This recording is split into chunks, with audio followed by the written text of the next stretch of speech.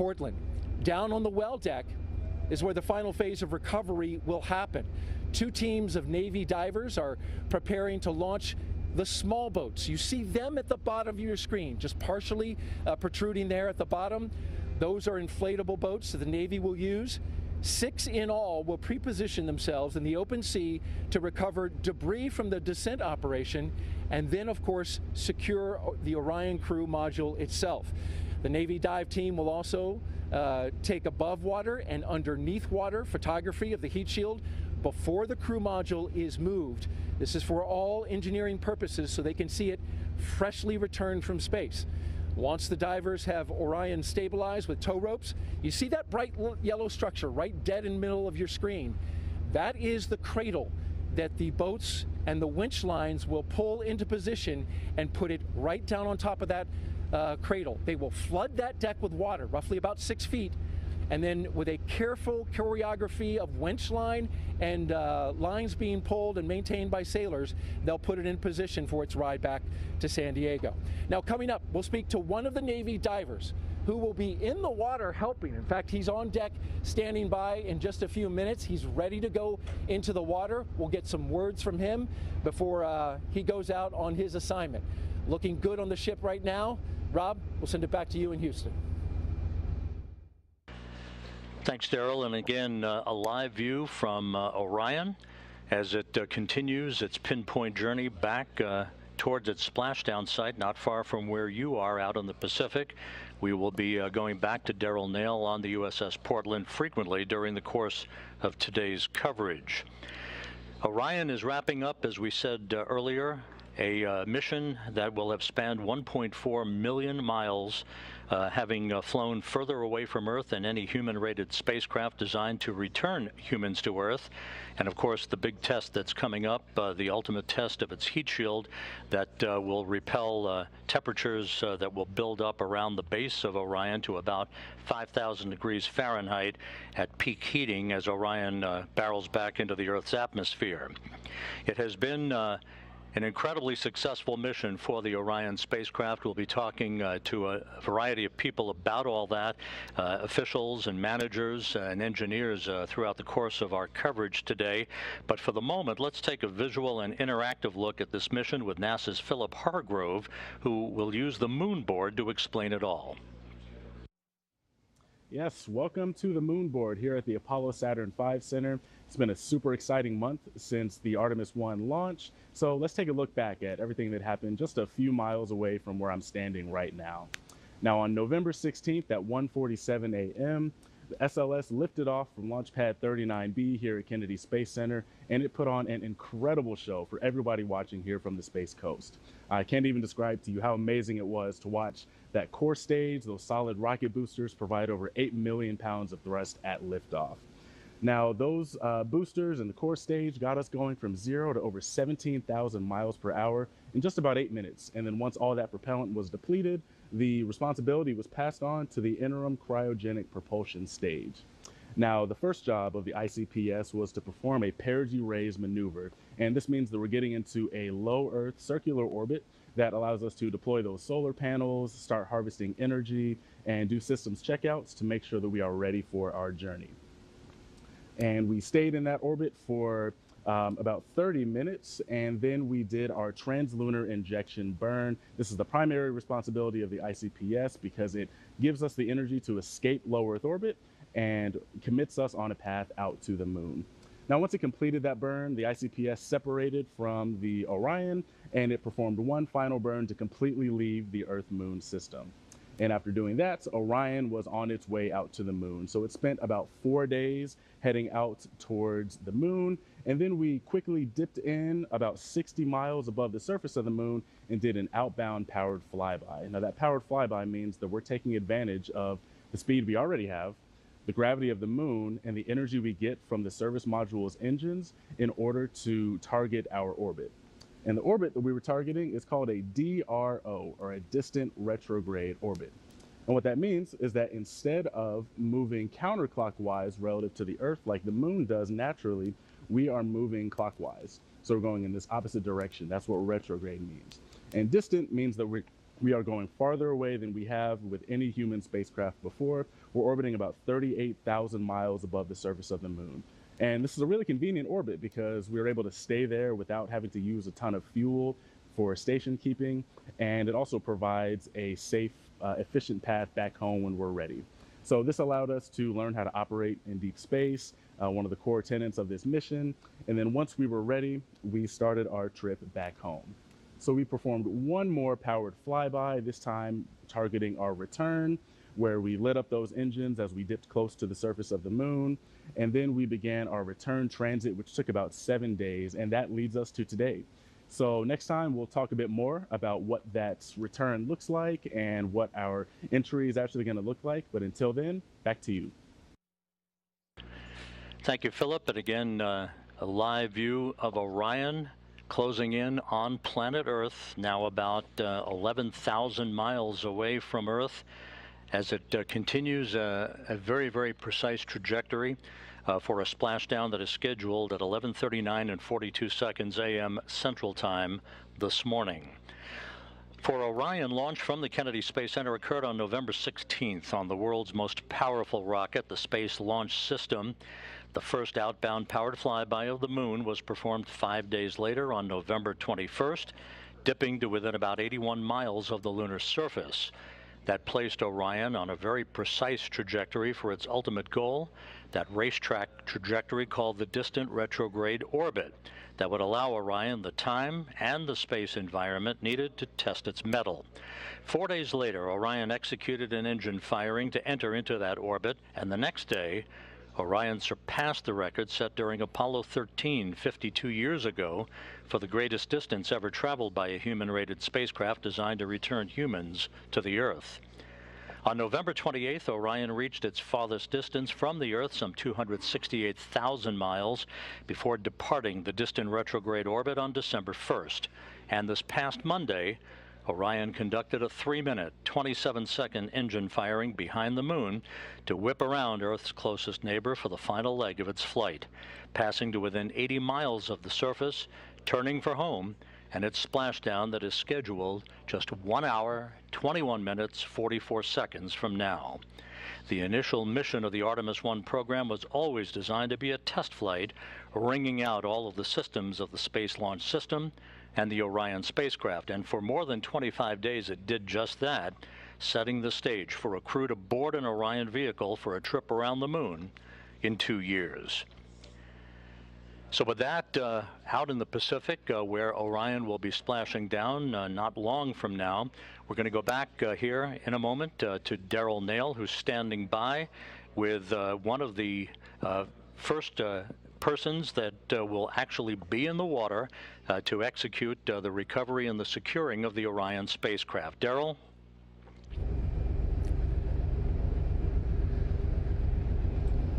That's right, Rob, and his name is Wayne Shearer, and he is the Navy diver first class aboard boat number 2. He is the lead on one of the 2 small boats called Cricks, which are essentially small inflatable Navy boats. He's just about 20 or so minutes away from getting into that boat. Thank you, Wayne, for coming up here and making some time for us to tell us about the operation today. Of course, sir.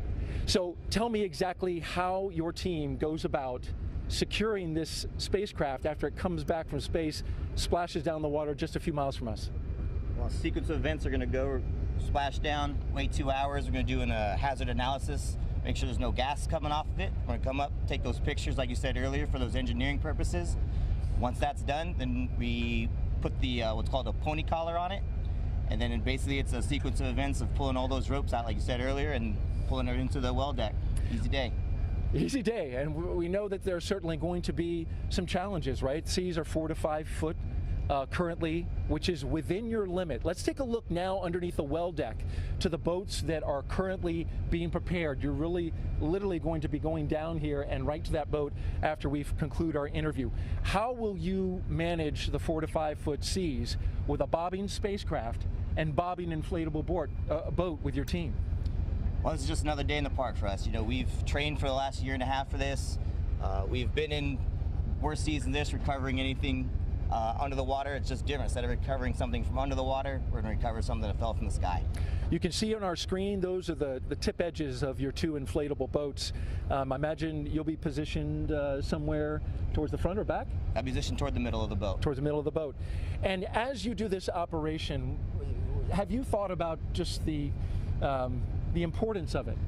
Reflecting that it is you who will be one of the first people to put your hands on a spacecraft that just came back from space. I mean, definitely, this is probably every kid's little dream, or every little kid's dream, to be able to do exactly what I'm doing today, you know, and I think I can speak for the whole dive team that we're honored to be part of history and to be part of something so monumentous, and just ready and excited to go out and do this. On a personal note, you and I were talking about how you got into the Navy and the dive team. What was it that motivated you to become a Navy diver, and then ultimately, now that you're on this operation, looking back at that choice? Well, February 2003 from Leesville, Louisiana, and I heard a loud boom outside my window one morning, and I ran outside and talked to my dad, and a few hours later we're watching the news, and unfortunately what we heard was the USS Columbia break up. So, you know, it was not a great thing to hear, but it kind of jump-started my career of like, hey, what do I want to do? And I wanted to be out there to help people, and the Navy just kind of fell into my lap. And you know, 20 years later, to be able to be part of history of the next thing we've flown into space like that is absolutely a dream come true for myself. Certainly a tragedy for NASA, one that has created many lessons learned for our agency, but interesting that it led you into this.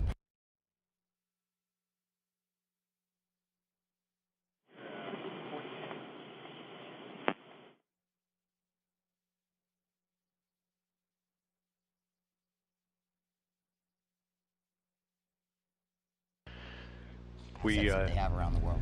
And briefly, Wayne, as you look out here to the Pacific Ocean, where you will literally be in the water in just a few minutes, will you be sharing any words with your team? Good luck, be safe, and let's be part of history. All right, we wish you the best. Wayne, thank you for taking the time, and good luck out there. Thank you, sir. Rob, we'll send it back to you. Thanks, Daryl. It looks like a great day out in the Pacific, west of Baja, California, where Orion is headed. And you can't beat this view, though. The view of the Earth, where Orion is headed, tried and true on a pinpoint course for a splashdown just 1 hour and 16 minutes from now.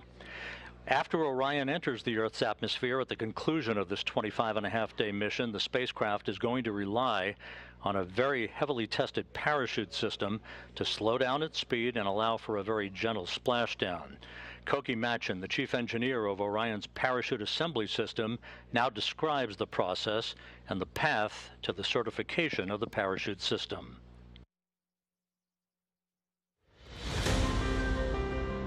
A series of 11 parachutes will be deployed in sequential fashion.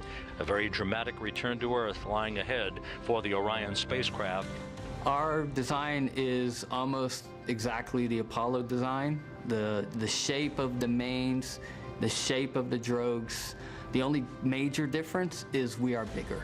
Apollo weighed roughly 13,500 pounds, and we weigh 22 and change thousand pounds. And so our parachutes are larger because we have more energy to take out of the system, and our parachutes are stronger. So at a fundamental level, all round parachutes are alike. The Orion system has drogue parachutes that initially decelerate the system, and because they're deployed at a much higher velocity, they're made of ribbons. The ribbons can take the fluttering associated with high velocity deployments much better than a solid canopy can.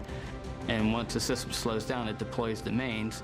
The mains are much closer to a personnel chute. They're called ring sails. The major difference would be that a personnel chute could be 28 to 30 feet in diameter, and a CPAS main is 116 feet in diameter. So the Orion parachutes are what we refer to as hybrid parachutes. The drag surfaces are nylon, but then the structural grid, how we take the drag on that nylon surface and transmit it down to the vehicle, is made of Kevlar.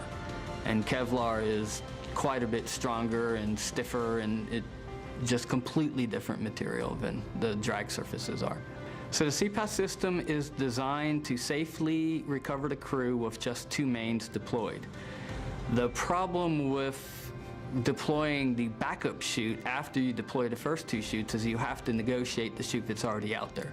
So what we chose to do and what Apollo chose to do was to deploy the backup chute with the main system itself.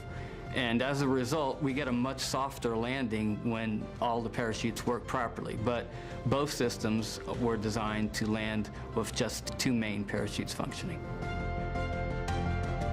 When we did the pad abort test at White Sands, I was quite scared. But I wasn't scared for our system. I was scared for the repositioning after the rockets took off the capsule and repositioned it. It was perfect. That thing reoriented like it was on rails. And I swear to you, this huge relief came over me when the cover came off, because I thought, wow, we're not done, but we're done. I know this system's going to work.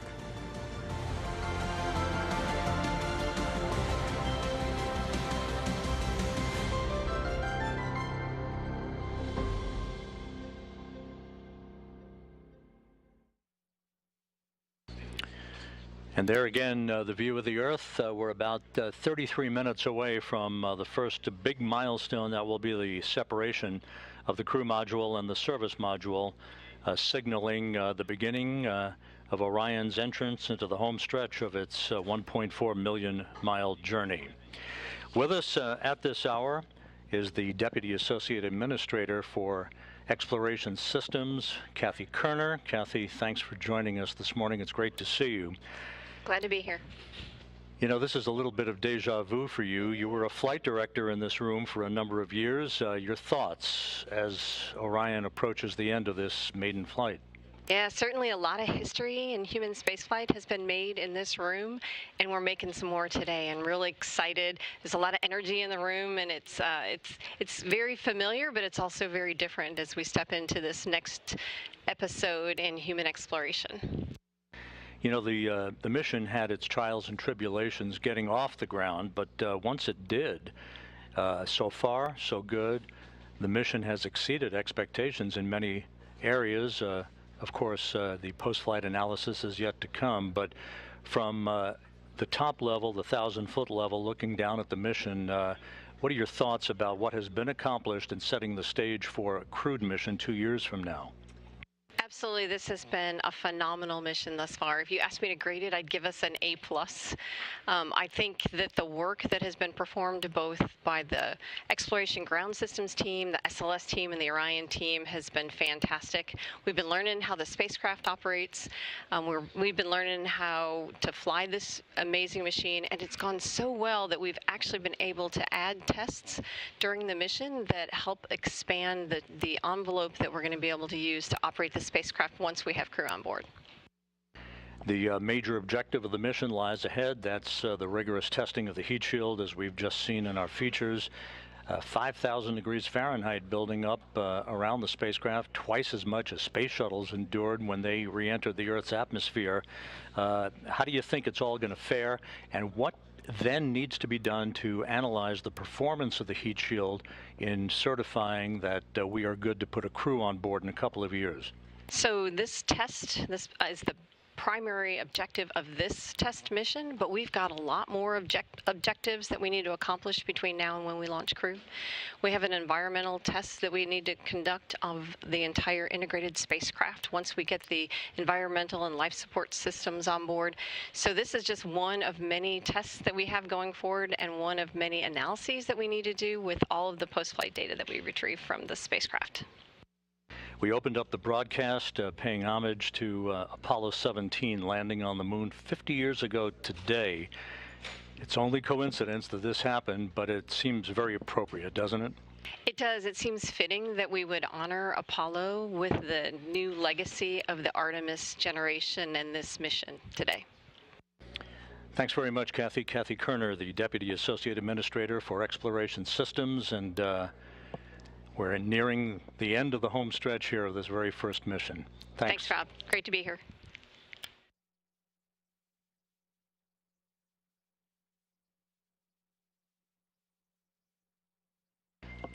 And as the Earth grows larger and larger in the field of view, Orion continues its trek back home with crew module, service module separation just 30 minutes from now. Entry interface just 20 minutes after that.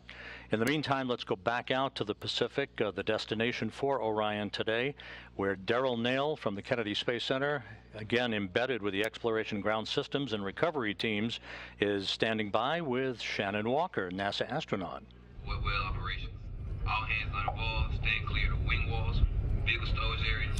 That's right, Rob. Shannon Walker, NASA astronaut, has been on board since we departed on Wednesday to come out to the site. Thank you for being here to take some time to talk to us amidst this important operation to recover the Orion crew module.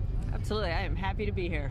So tell me a little bit about the reason you're here and what you're doing as you observe the operations today. Yeah, of course, we do not have crew on this capsule, but I am here because the next Artemis flight will have crew on it. And so we are starting the process of assessing how we're going to operate with crew. How do we extract the crew from the capsule? How do we get them to the ship safely? How do we do all the medical checks we want to do? So we're starting the process of getting ready for the next Artemis mission.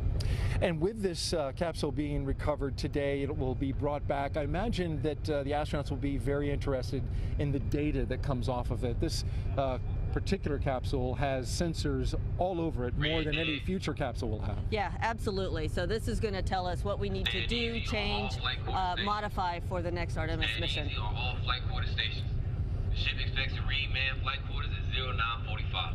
And what you're hearing are some announcements from the ship PA informing the crew at what stage in the operation we're at. I should mention that we just had helicopters, the MH-60s at the back of the flight deck just launched off and are in flight now to the recovery area. They play an important role here.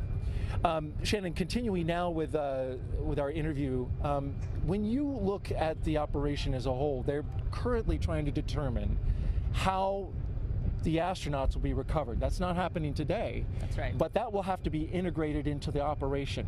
Do they come off immediately after the crew splashes down? Or there's an idea kicking around there to have them stay in the capsule and come to the back of the ship. What are your thoughts on both of those? What are the pluses and minuses on those? Well, certainly the plus of having the crew come off immediately is that the crew is not staying in the capsule for an extended period of time. There'll be a time when we'll have to turn off the cooling in the capsule, which would mean the crew will start getting very warm in their suits. So it's better to get them off before that. Also, you'll probably see later the operations in the well deck. There are a lot of waves in there, and it's probably not going to be a fun ride for the crew to be in there. So you're right, we're looking at it. The actual, let's see, next summer, we're going to have another test run. We'll be out on a ship, and we will be looking at all the different methodologies for getting crew off the capsule. And may I ask what your particular favorite would be? I mean, I think you've already kind of indicated you're leaning more towards let's get off the ship. Off immediately. Yeah, so I think we will probably, now don't quote me on this, but we'll probably extract the crew via helicopter from the capsule and helicopter them over to the ship. And as an astronaut, just briefly, when you come back from space, physically, you're in a condition where how would you describe it, physically and mentally? Yeah, so when we come back, we consider crew deconditioned. While on the space station, for example, we have lots of exercise, so we're really strong when we come back. It is still a big adjustment to being in Earth's gravity again. The lunar missions, it's kind of in the middle between what we did in the shuttle days and what we're doing on the space station. So we don't know exactly how the crew's going to feel, but they're going to be exhausted, and so their balance may be off a little bit. So it's better just to get them out of the capsule. As far as the mental side goes, I found that when I am back on Earth, it's just a huge sigh of relief in that somebody else is worrying all the details, and I can just sit and relax a little bit. Well, we appreciate you being here. Thank you for all the insight. You're doing a great job of staying balanced amidst the 4 to 5 foot seas as you see the horizon going up and down, right? It is definitely a challenge. Thank you very much, Shannon. Rob, we'll send it back to you in Houston. Thanks, Darrell. Thank you, Shannon, and happy sailing out there as we continue to watch this scintillating view of the Earth, as we are just 1 hour, 5 minutes away from splashdown. Now, as Shannon Walker alluded to in that interview with Darrell Nail on the USS Portland, we're going to be on the air here for a couple of hours after splashdown while a number of flight objectives and test objectives are being conducted, data gathering on the Orion spacecraft. But the whole recovery issue to get Orion into the well deck of the USS Portland is no small feat. Melissa Jones, who is the landing director and the recovery director from the Kennedy Space Center, has worked tirelessly to choreograph all of the elements of that recovery operation. Let's take a look now at how Orion will be recovered. Today we are aboard the USS John P. Murtha, and behind me is a mock-up capsule of the Orion crew module, and we are training the team to be ready to do Artemis I recovery operations. My role as the NASA Recovery Director is to lead the interagency team that will recover the capsule. Ever since the Apollo program, NASA and the Navy have worked together to recover NASA's capsules in the water. So one of the huge benefits of working with the Navy is the fact that they're operational and we leverage their core competencies to bring the flight hardware and the crew back safely from the moon. On the Artemis I recovery day, my job will be to direct the team through the integrated operation to recover the capsule. The ship will get to the recovery location 24 hours before, and we will start launching weather balloons. And that data will go back to Houston and will help inform where we splash down. A couple hours before splashdown, the Navy launches small boats off of the knuckle boom crane, and helicopters will take off and they will do their circles in the air, and they are waiting for the capsule to re-enter so that they can get good data and photo imagery of the capsule on its way back to Earth. Once that is done and we splash down, we will safe the capsule, approach the capsule, attach lines to the capsule, and recover it into the well deck of the ship. Artemis I recovery operations will take about 5 hours to perform all of the work we need to do because we are gathering data so that we can fly crewed mission on Artemis II. When Artemis I splashes down, it's going to be the culmination of all of the hard work that we've put in as a team. It's going to be an amazing feeling, hearing that we've met Earth's interface and that we can see 3 good main parachutes. And when we hear splashdown, I'm going to get goosebumps all over me.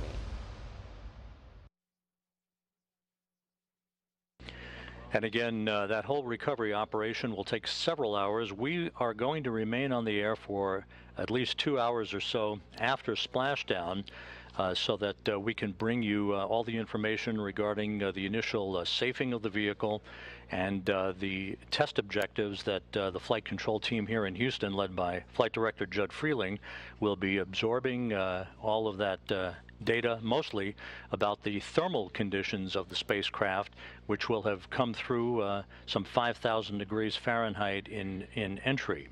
And with us at this moment is the man who is going to be watching all of that very, very carefully, John Kowal, who's the Orion Thermal Protection System Manager. John, your big moment is lying ahead here. The plunge back into the Earth's atmosphere. This is the moment of truth to test the heat shield. What kind of thermal environment are you expecting for Orion as it makes its way into the Earth's atmosphere and then back through the atmosphere itself? Yeah, so, as you mentioned, 5,000 degrees on the ship, but to back that up, how do we get there? So that vehicle still has all that energy that the launch rocket put into it during that first beautiful launch, right? So that gets converted into velocity. So we're going at 25,000 miles per hour, which is, how do you even fathom what that means? It's 7 miles per second. Wow. So all that energy, enough to power 4,000, 5,000 homes in a day, we have to get rid of it. And how do we do that? The vehicle comes slamming into the atmosphere, starts trying to push the air up out of the way. That air is pushing back, the pressures go up, the temperatures go up. We're talking upwards of around 10,000 degrees Fahrenheit in the flow field. So that energy goes into the flow field, and then the flow field wants to give it back to the surface of the TPS. So that's what the TPS is going to see, or what the heat shield is going to see, and that's what pushes it up to 5,000 degrees Fahrenheit. What kind of testing was required throughout the course of the preparations for Orion to prepare the vehicle for launch that made you confident that it could withstand the rigors of this sort of environment? Yeah, there's been a lot of testing. I mean, we've been at this for since the end of the shuttle program, if you think back to that system, that was a reusable system, we had kind of been out of the business of these ablation materials for quite a while, since Apollo. So we had to train a whole new generation of engineers on developing that type of system, as well as getting the materials back. So there was a lot of testing in arc jets. That's the primary way that you test these types of materials. You can create these temperatures. It's like a wind tunnel with a lightning bolt going down the center of it, and that's how you create this high temperature plasma, and that gets impinged onto the test article. So we do a lot of materials testing. We've done quite a bit of testing of the system. You know, even though we're using the same material, the AVCoat that they used in Apollo, it's in a different form. And so we made it into blocks. Those blocks have seams that have to be filled. Those seams are always one of the areas that you want to test the most, is because that's where the problems happen. And so we've done a lot of testing there in the thermal. And also structurally, we've had to do a lot of testing to see how the AVCoat blocks interact with the structure underneath and make sure that it's all going to hold up to those loads. And John, it's about 11 minutes or so from the time of entry interface at an altitude of about 400,000 feet until we come out of that second blackout period. So that's going to be a very interesting time, sort of a nail-biting time, if you will. But after the vehicle splashes down and is back at the Kennedy Space Center in a few weeks for post-flight analysis, what are the sorts of things that you and your engineering team will be looking for to give it a passing grade in preparation for putting a crew on board a couple of years from now? Yeah, there's a couple things that we look at. I break it into two different categories. The first is the flight data. We have instrumentation embedded in the heat shield at a number of locations. So we measure temperatures, we measure heat rates, we measure pressures, stresses.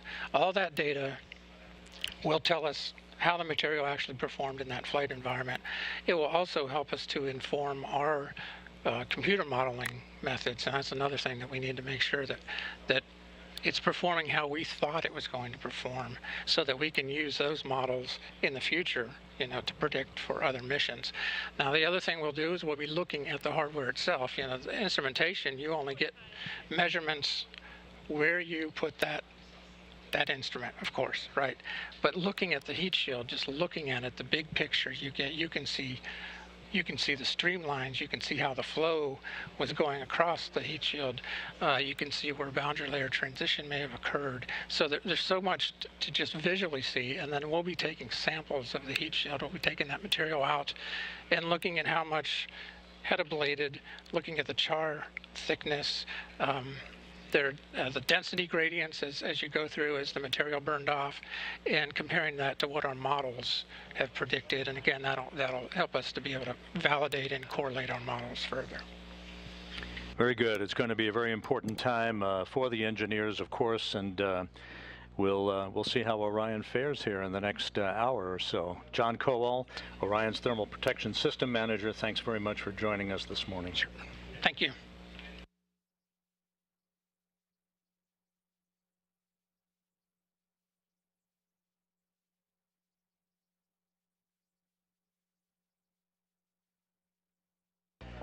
Now just 16.5 minutes away from the separation of the crew module from the European service module that will begin a trip hammer series of events as Orion begins the process of entering the Earth's atmosphere. Entry interface just 36 minutes away. So let's go back out to the Pacific Ocean west of Baja, where Daryl is on the USS Portland. Daryl?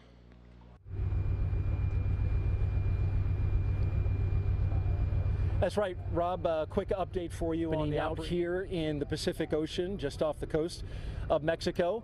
We have the small boats, the Navy small boats. All 6 boats are now in the water. They call them cricks. These are Navy boats that are inflatable, highly maneuverable. These are the ones that will actually put hands on the spacecraft in order to secure it and eventually get it tied to lines that brings it to the back of the ship and into the well deck. I want to talk a little bit about this location here today. This location in the Pacific, we're just about 5 miles away from the splashdown area. This was actually the backup location. Initially, this was supposed to happen off the coast of San Diego, California, but the weather forecast for that area called for a cold front that has moved in today, bringing with it 12-foot high seas, and those seas would have been too high to perform this operation, too high for the small boats for recovery. So Recovery Director Melissa Jones and the mission management team made the decision to back up and go to the backup location 300 miles south of San Diego, and that's where we find ourselves today with excellent weather in order to do this operation. As you look off into the sky, we're awaiting the second to last weather balloon release that we will have for the day. This weather data critical to the operation that is happening today, especially when it comes to the landing point of the crew module in the ocean, as well as the debris that goes with it. And that debris happens during the separation of the forward bay cover, which covers the parachutes, and then of course the parachutes and their hardware themselves. All of it together, they take in the winds, and you can feel the winds are picking up a little bit. That wind data will give us refined information and data in order to calculate exactly the landing spot. Now, we're not alone out here in the Pacific Ocean. We do have friends helping us today, and I want to take a shot now of a ship off in the distance that has joined us for today's operation, and that is the USS Montgomery. That ship is just a few miles away. As you can see it there, the USS Montgomery is providing security today. It is what the Navy calls a littoral ship. It specializes in close to shore combat. It's highly maneuverable in that space. Today, though, it has a peaceful mission, and that is to provide security to this location during splashdown. So for the public safety, to prevent boats from coming in and around the area, as well as provide additional eyes to the sky in tracking Orion crew module as it comes down. You can see a little bit of a bounce there, and that's caused by the seas that we are currently experiencing, which are in the range of 4 to 5 feet. Those seas, closely tracked by our NASA team with the wave management system, they are wave monitoring system rather. They are closely monitoring the seas for the moment where we bring the Orion capsule into the well deck. That is a highly choreographed and very dynamic operation. With the seas being what they are, when those waves come into the well deck, it can create a very dynamic environment with waves splashing back and forth inside the well deck, and teams on ropes trying to stabilize Orion to get it in just the right position here on the ship to then allow the well deck to drain out, have the Orion crew module put in place for its ride back to San Diego. That's the latest from here on the USS Portland out in the Pacific Ocean. Rob will send it back to you. Thank you very much, Daryl.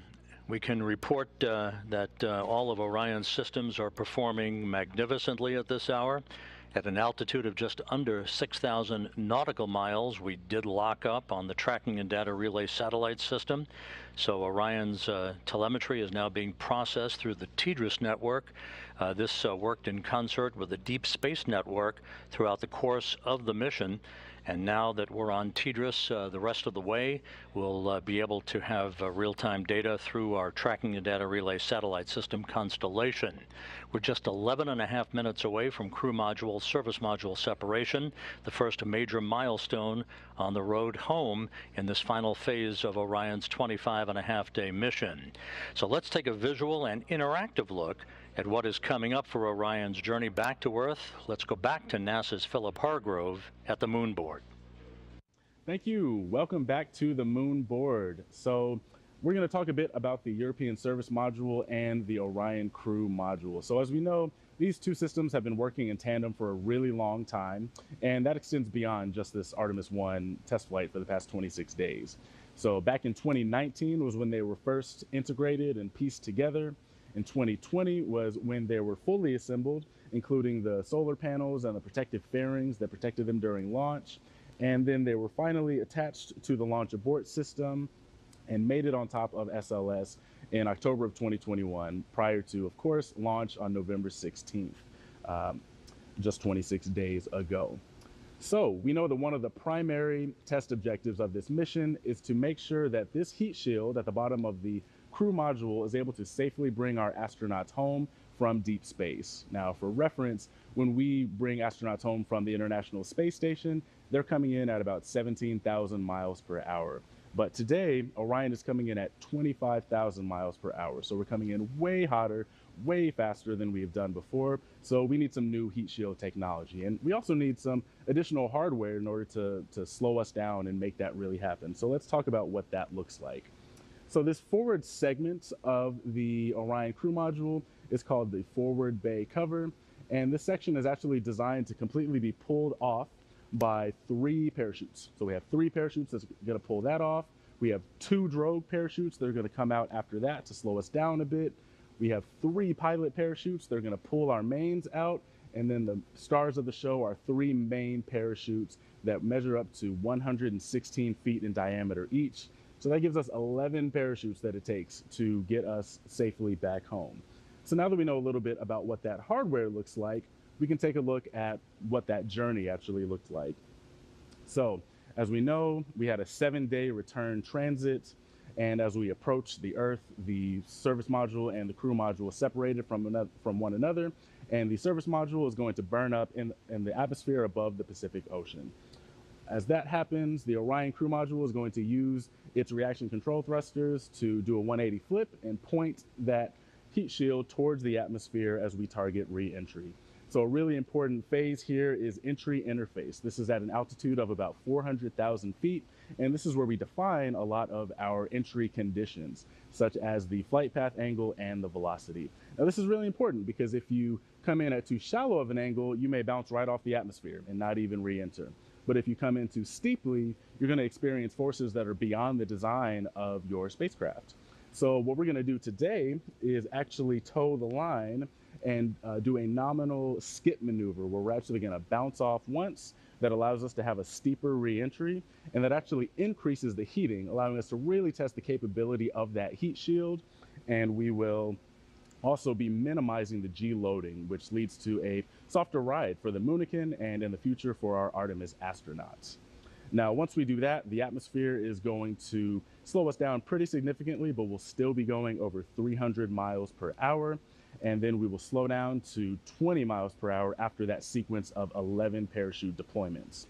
Now, once we splash down west of California, we will have these red inflatables that will make sure that no matter what orientation we hit the water at, we will be right side up. And then the USS Portland is going to recover the capsule and bring it back to the US Naval Station in San Diego. Now, there's a really large team comprised of US Navy, Air Force, NASA, contractors who worked really hard to prepare for today.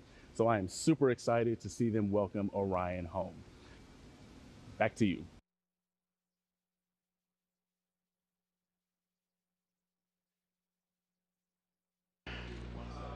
Thank you very much, Philip.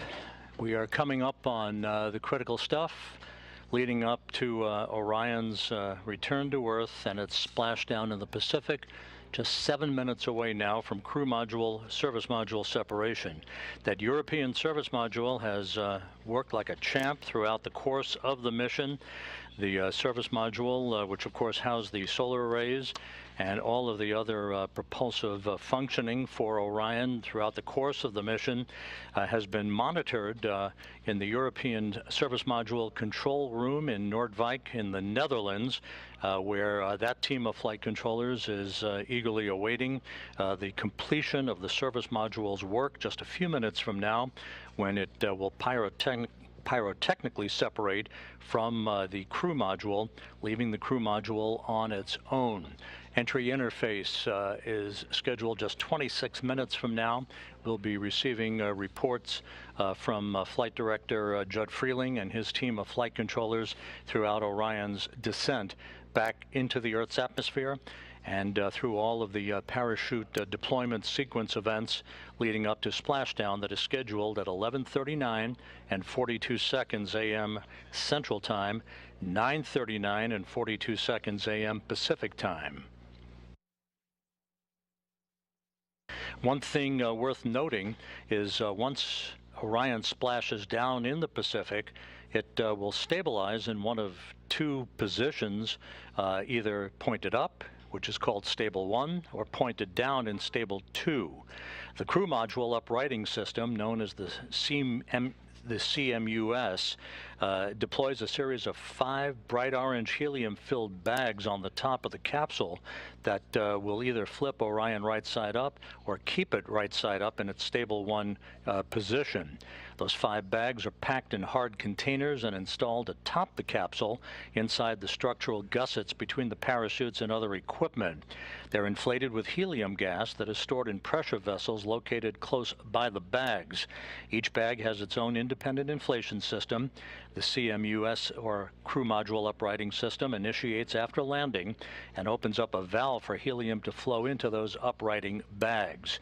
It is considered, at least operational, that we have 4 out of those 5 bags to inflate to maintain a stable 1 configuration for Orion to enable Navy divers to approach the vehicle. One of the first things that they'll be looking for is any leakage of toxic gas or toxic fuel from the vehicle. Assuming there is no such leak and that Orion appears to be in good shape, then they'll begin the methodical process of approaching the vehicle with other personnel and other Navy assets in order to begin the securing of Orion on the ocean for its towing back into the well deck of the USS Portland.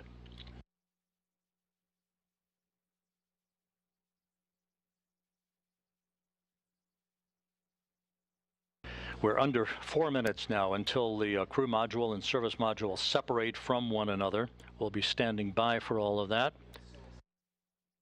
You can see in this telemetry-driven animation that Orion is currently traveling just under 17,000 miles an hour, just under 4,000 miles away from Earth, and a hefty 254,000 miles from the moon, which of course was its target, in distant retrograde orbit, flying around the moon for its outbound powered flyby at the beginning of the mission to move to a distance of some 268,000 miles away from Earth, farther than any human-rated spacecraft designed to return to Earth had ever been designed to do, surpassing the distance record established 52 years ago during the Apollo 13 mission.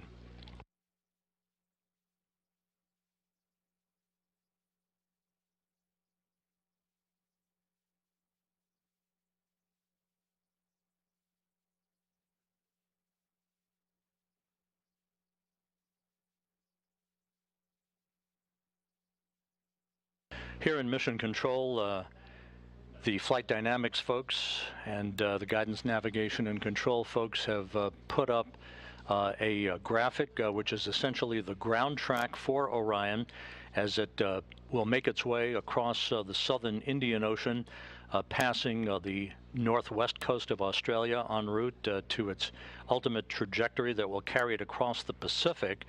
It will be moving from south to north across the Pacific Ocean to the splashdown zone, almost a direct straight line towards the point of splashdown, which will be west of Baja, California.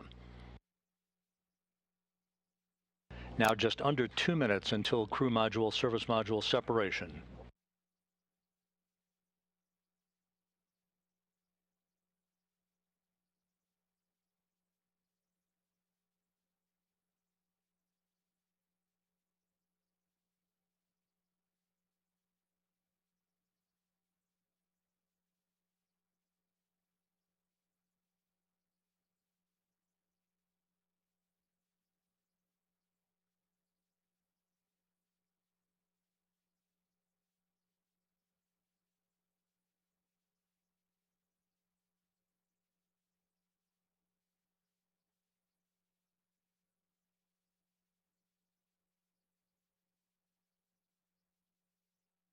Now just 1 minute away from crew module, service module separation. We'll be standing by for confirmation of that from the mechanical systems officer here at Mission Control.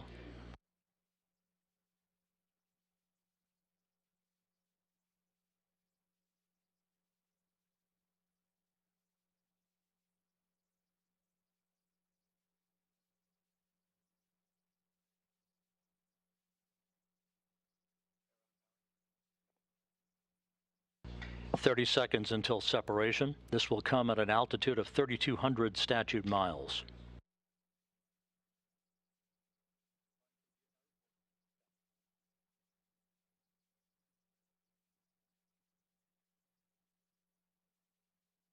Ten seconds until set.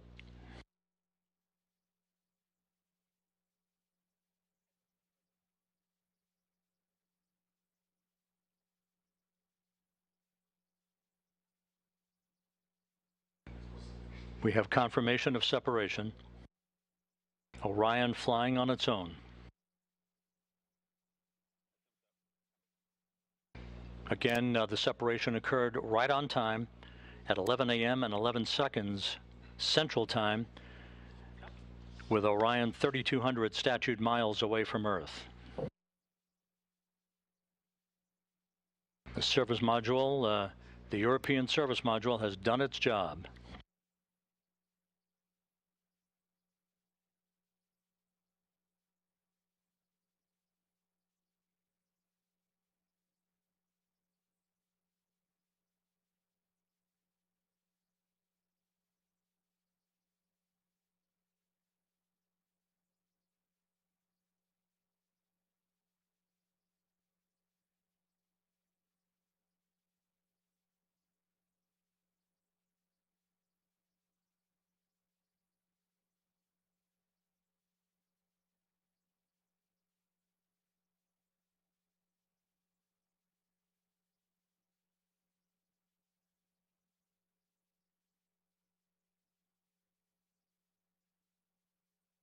So with Orion flying on its own, we're about 18.5 minutes away now from the point of entry interface, where Orion will be put through its paces. This is where the heat shield will begin to feel the effects of peak heating of 5,000 degrees Fahrenheit on the heat shield, and the beginning of 2 blackout periods where the plasma around the vehicle will build up such that it will block data and communications between mission control and the spacecraft itself.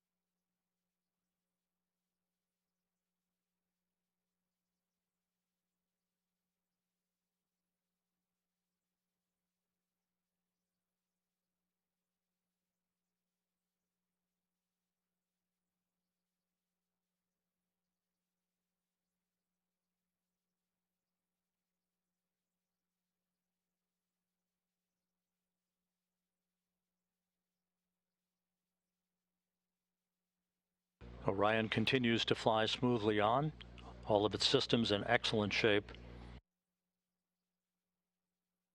Less than 17 minutes until entry interface.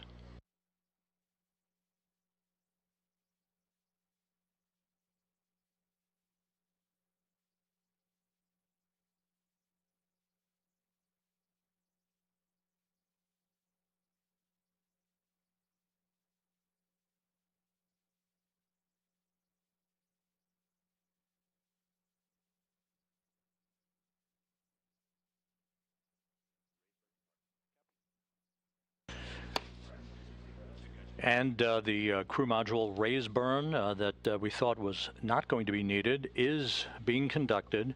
Just basically a fine-tuning of the orientation and the angle, a 16-second firing of the thrusters, and a good burn reported, 8.12 feet per second in a change in velocity. So the raise burn was executed.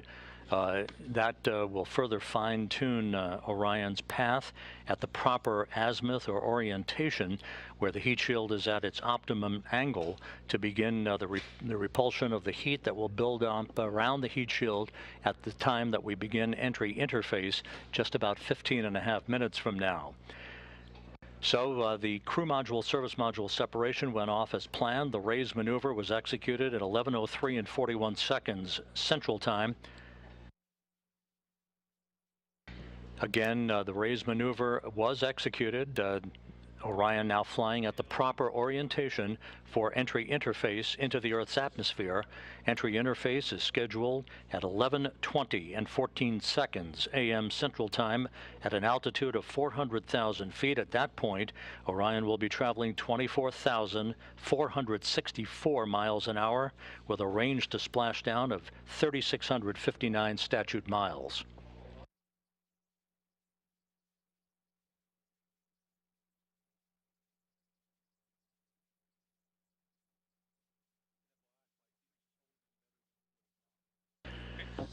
Flight controllers reporting a solid lock with the tracking and data relay satellite system, receiving data that's being processed through the TDRS network.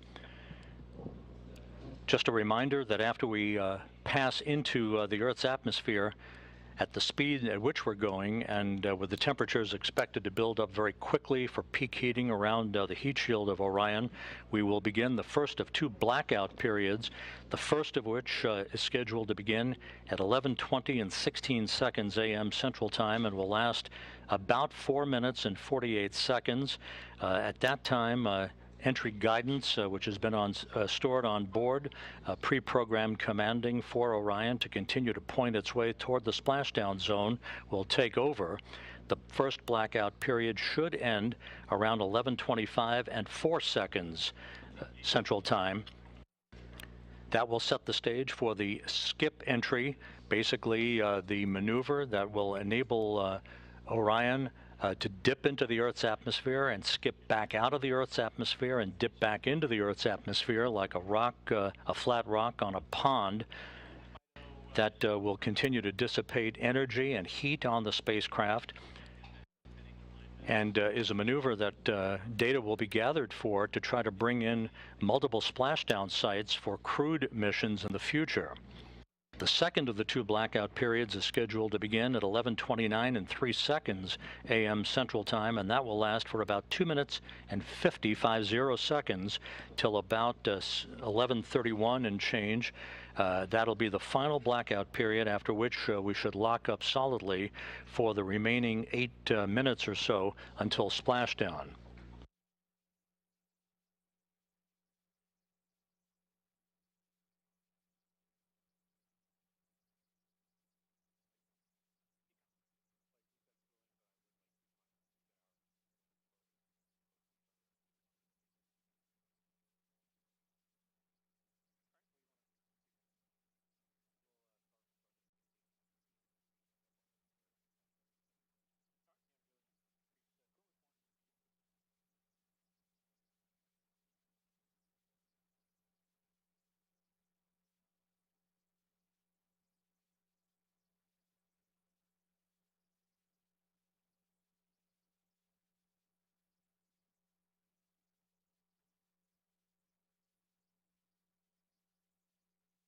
This is Mission Control Houston, 12 minutes away from entry interface. Everything is going by the book so far here in Mission Control, very quiet on the loops.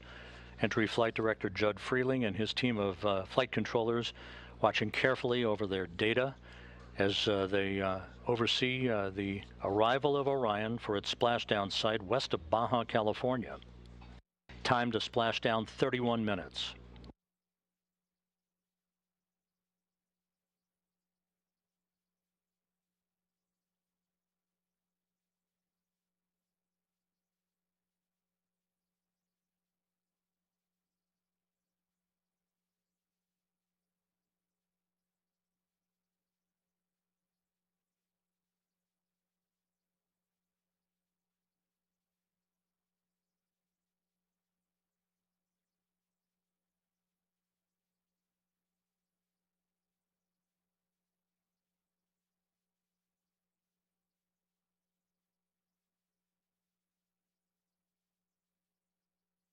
Less than 11 minutes now until entry interface.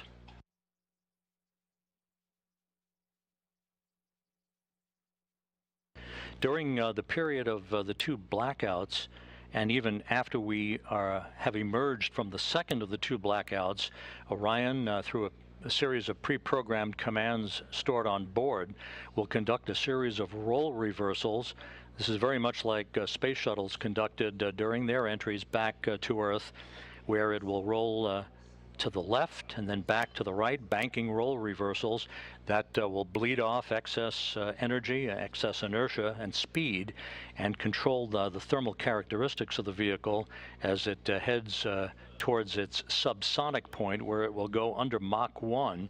It will go subsonic at about 11:34 and 55 seconds a.m. Central Time, some 5 minutes before splashdown.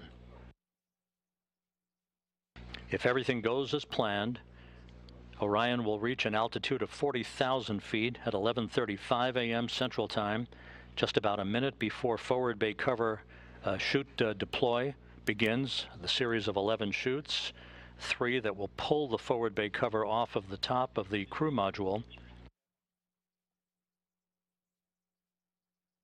That'll be followed by the deployment of the drogue chutes, and then the 3 large main parachutes, 3 orange and white parachutes. That'll be the moment we'll be waiting for.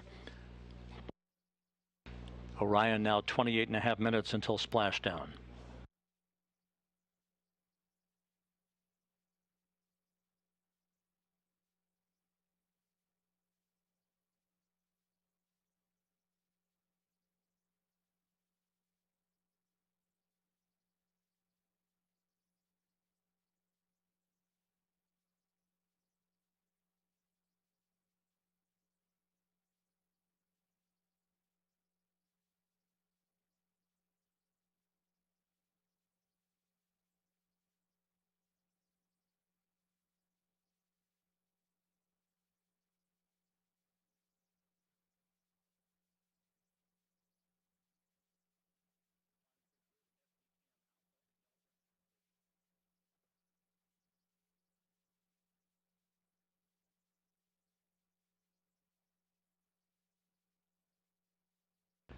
Orion is approaching the northwest coast of Australia.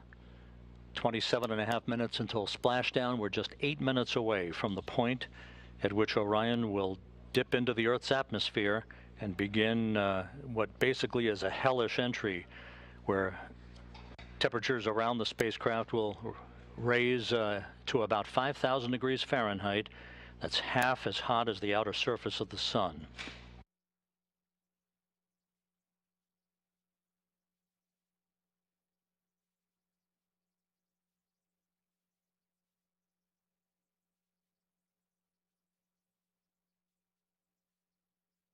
And correction, Orion is actually traveling over the South Pacific at the moment, moving from south to north.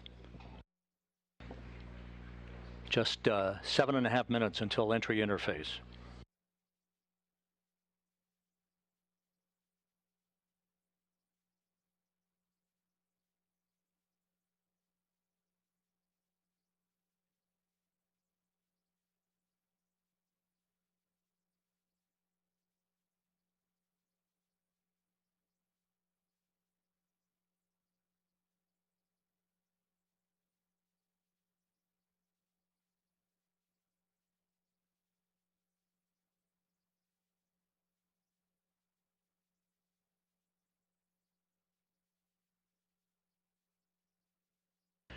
And this view from a camera inside the cabin of Orion, this doesn't look like much at the moment, but it will soon when it shows the forward bay cover jettisoning and the initiation of the parachute deployment system. Entry interface less than 6.5 minutes from now.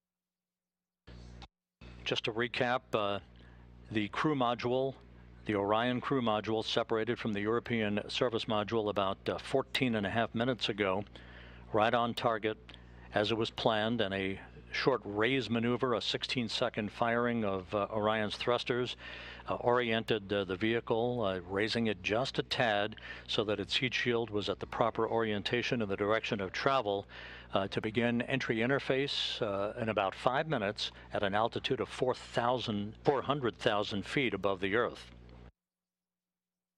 Orion is making its way south to north across the Pacific Ocean. Currently traveling at 23,000 miles an hour.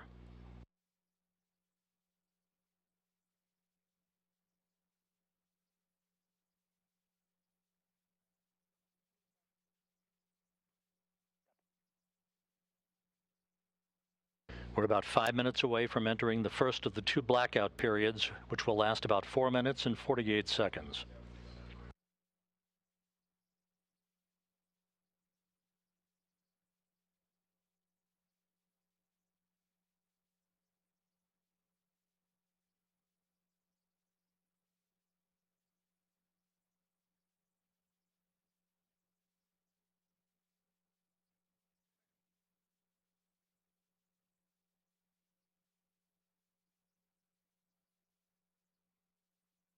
A journey that began with the power of the launch of the Space Launch System 25.5 days ago, about to reach its final minutes in the searing heat of re-entry, where temperatures around Orion will build up to 5,000 degrees Fahrenheit. Just under 4 minutes until entry interface.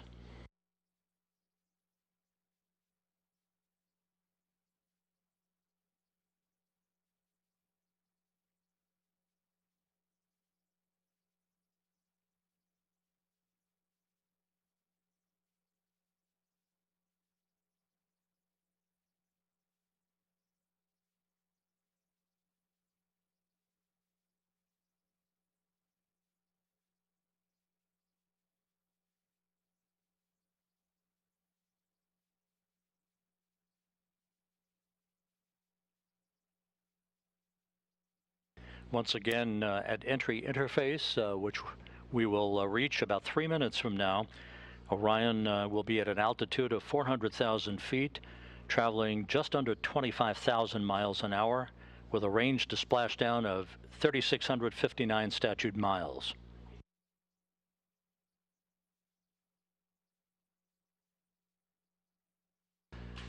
Within seconds after reaching entry interface, we'll begin the first of the 2 blackout periods that will last just under 5 minutes, about 4 minutes and 48 seconds.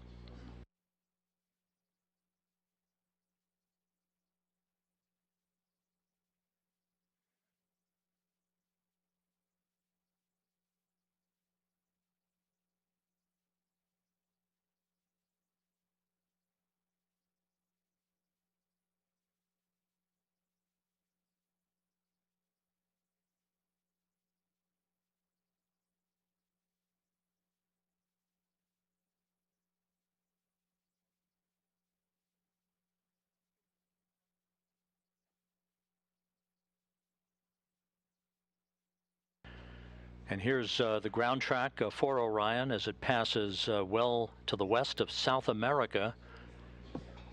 We're just 1 minute 44 seconds away from entry interface, moving from south to north to its splashdown target west of Baja California.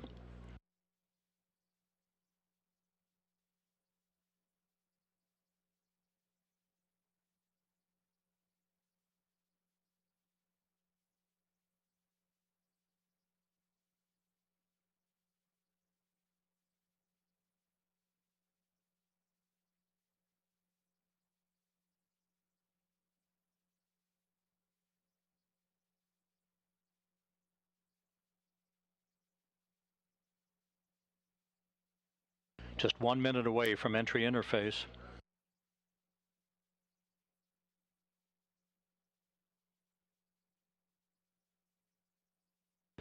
And this view from the cabin camera, looking out of the upper hatch of Orion, you can see the limb of the Earth.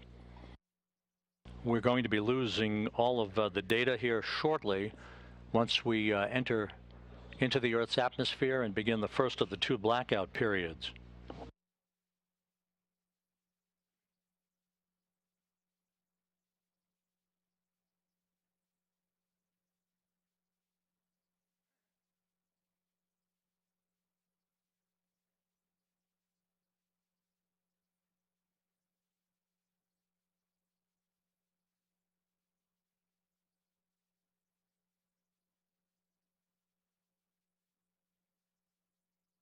Standing by for entry interface in the first of the 2 blackout periods.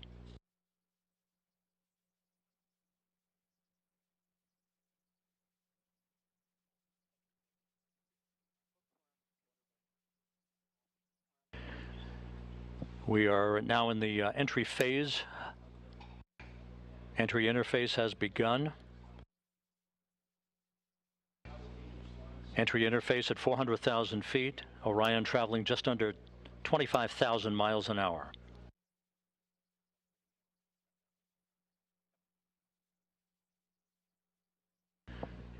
We've gone into the first blackout period. This is a visualization based on what should be happening at the moment, where the temperatures around the heat shield are reaching about 5,000 degrees Fahrenheit. This is the moment of truth for Orion.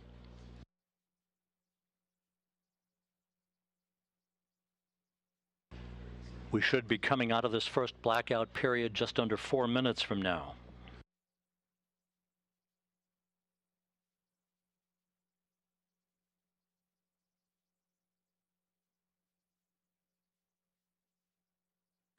Orion should be traveling about 23,326 miles an hour at the moment. Range to splashdown 3,125 statute miles.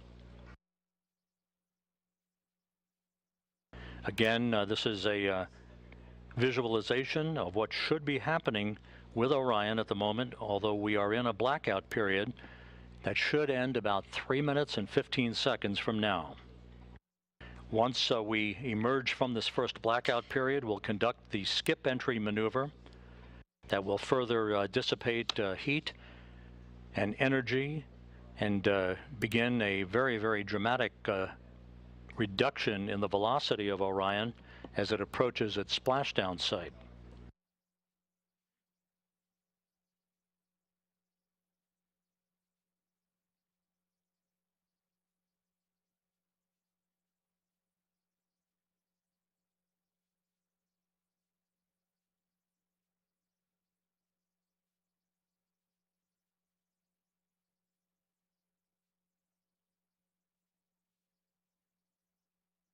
Clocks here in mission control showing the sequence of events yet to come.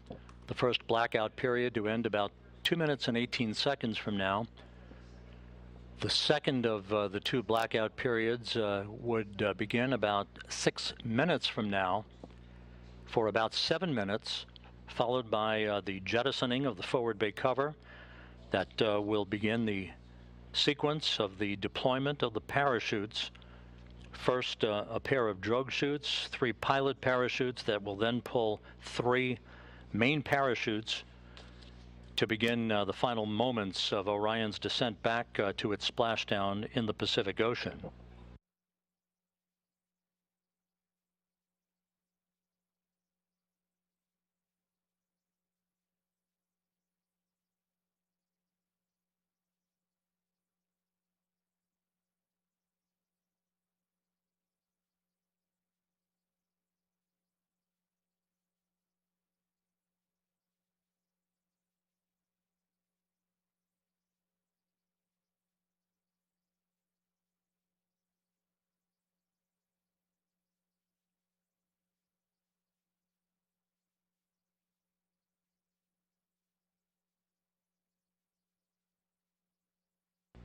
One minute to go until we come out of this first blackout period. When we emerge from this first blackout period, we'll be at an altitude of 274,000 feet, traveling just under 17,000 miles an hour with a range to splashdown of 2,000 statute miles.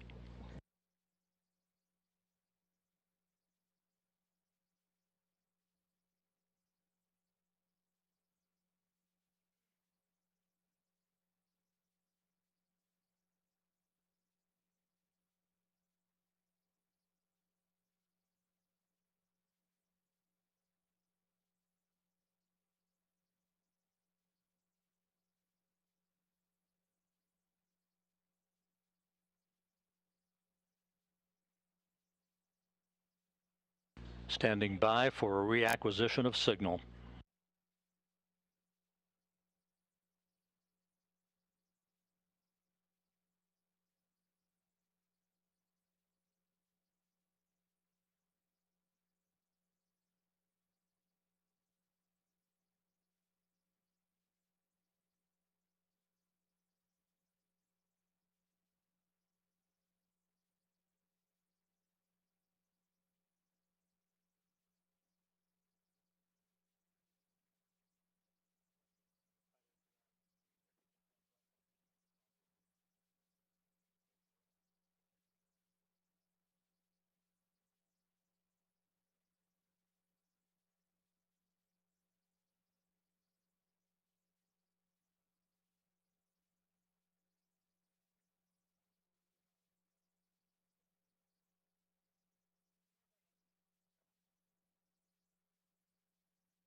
And we have data from Orion. Orion out of the blackout period.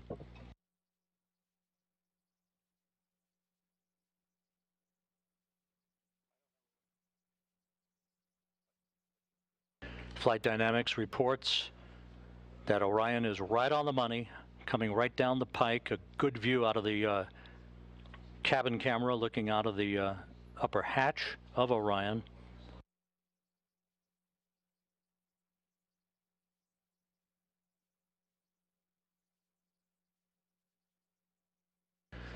We should be performing the skip entry maneuver momentarily.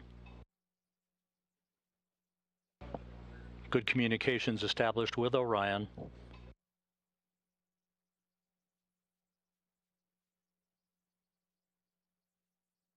The second blackout period to begin about 2 minutes from now.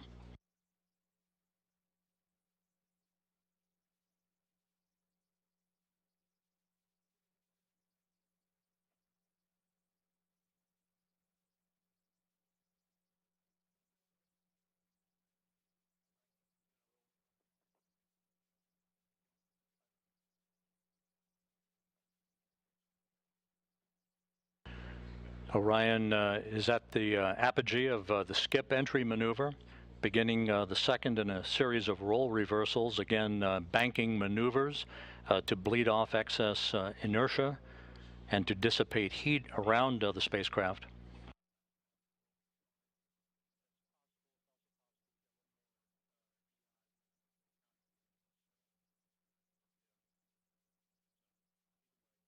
The start of the second blackout period, about 1 minute and 13 seconds from now, will come at an altitude of 270,000 feet, with Orion traveling about 16,400 miles an hour, range to splashdown less than 1,000 miles.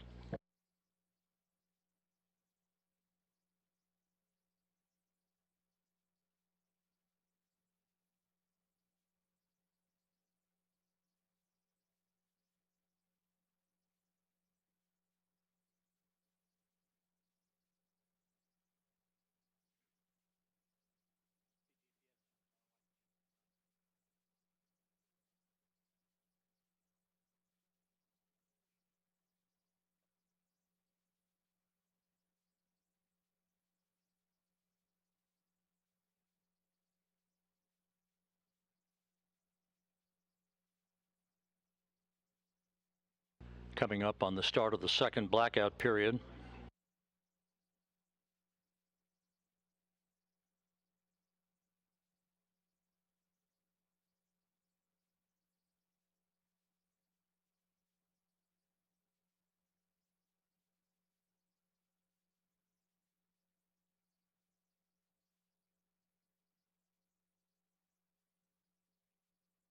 We should be in that second blackout period right now.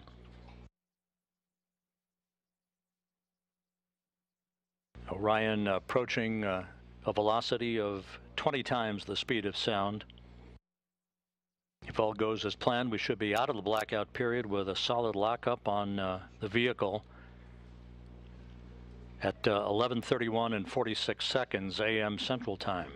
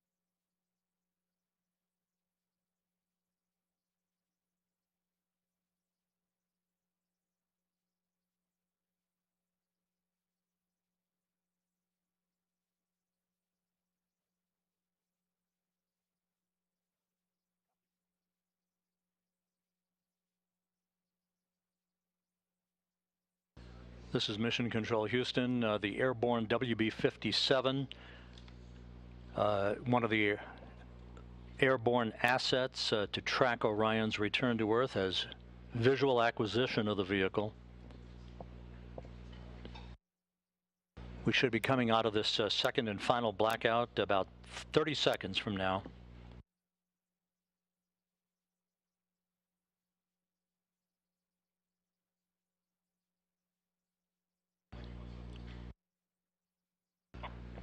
And helos flying off the deck of the USS Portland now have a visual acquisition of Orion as well.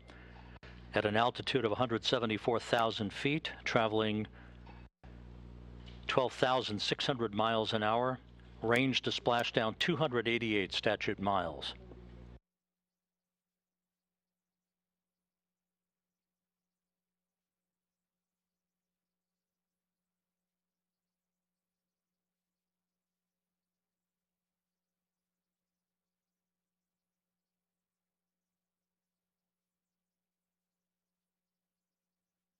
This view on the deck of the USS Portland.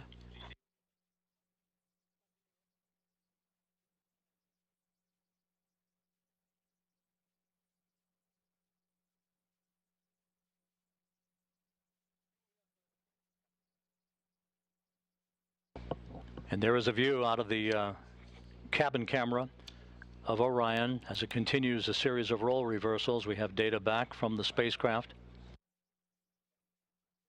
Flight Dynamics reports Orion straight and narrow on a true course toward its splashdown site. Forward bay covered jettisoning less than 3.5 minutes from now.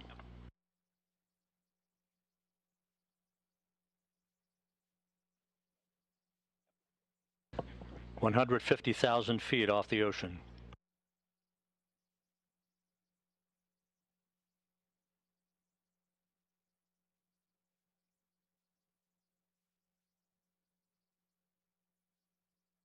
Orion now traveling at Mach 10.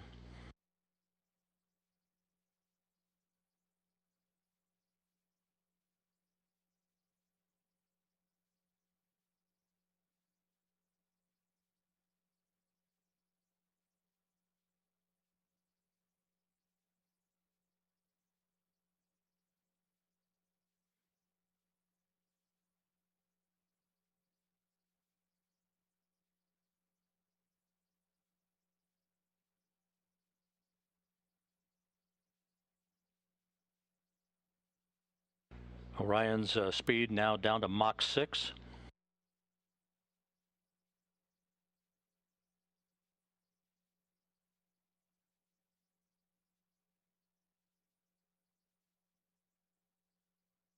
Two minutes until forward bay covered jettisoning.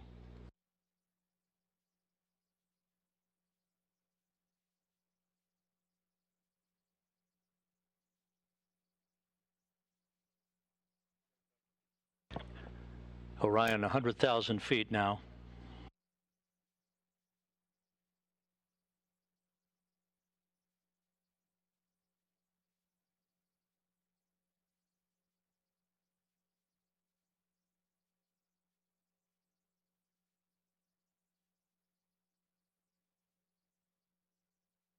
The spacecraft about to go subsonic.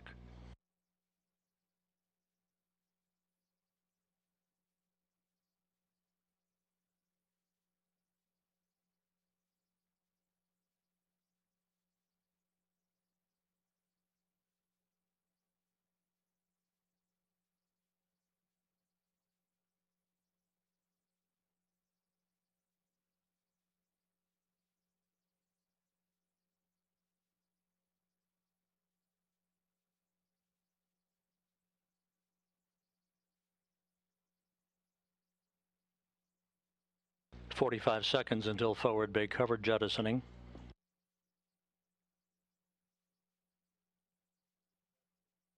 Orion now at 50,000 feet.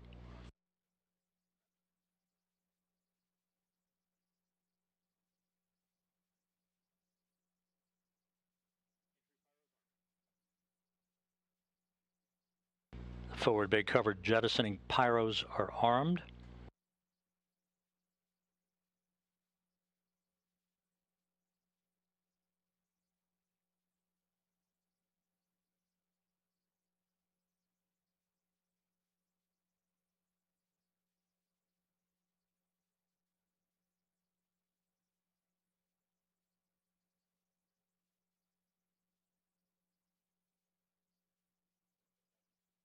25,000 feet.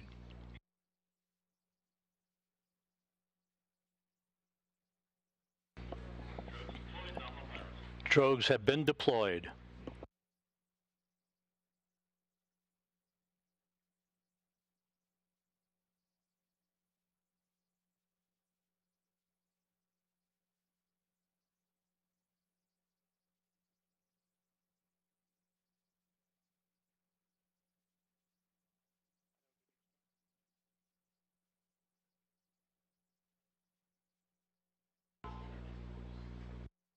Two good drogue shoots reported by the recovery team out in the Pacific. The descent rate is right on the money. Orion's velocity now down to 282 miles an hour. Range to splashdown 1.5 miles. 10,000 feet now.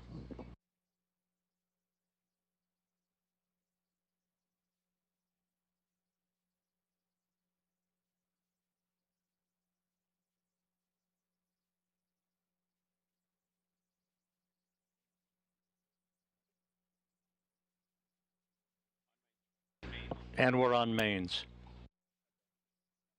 5,000 feet.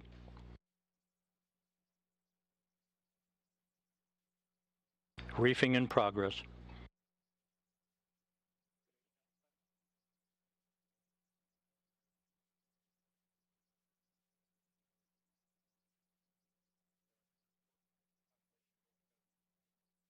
Three good main shoots for Orion.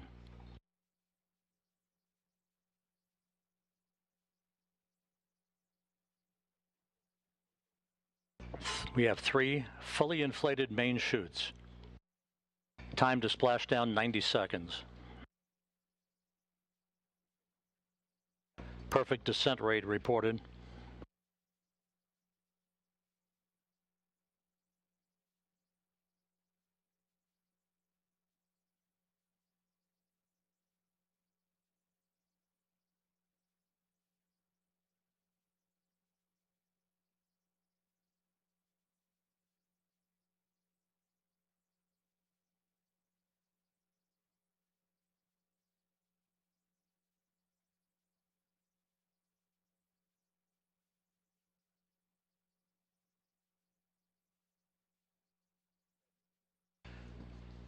And there it is, high over the Pacific, America's new ticket to ride to the moon and beyond now in view. Orion under its chutes descending towards splashdown.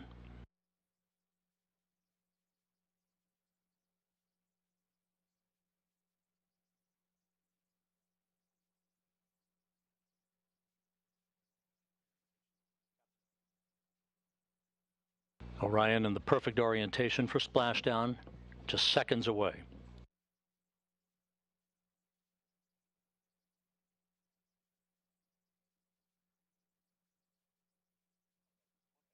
(1,000 feet).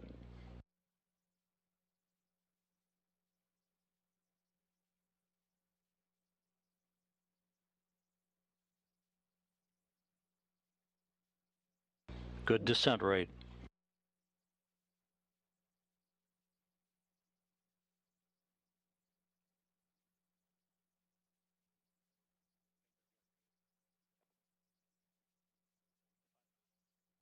(500 feet).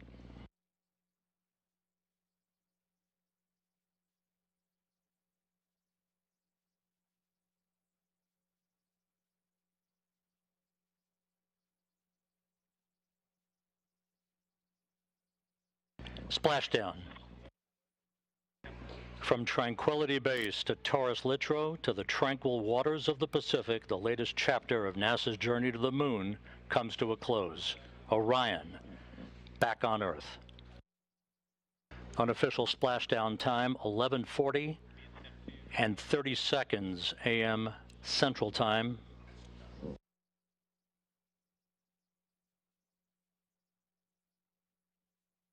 At a mission elapsed time of 25 days, 10 hours, 54 minutes, 50 seconds. That's unofficial. Splashing down off the coast of Baja, California.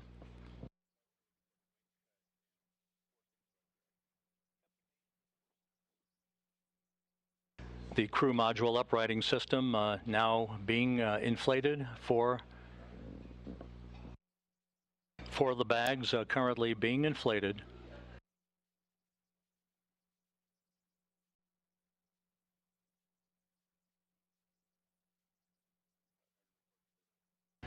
And we have a report that Orion is stable 1, upright, the way it should be.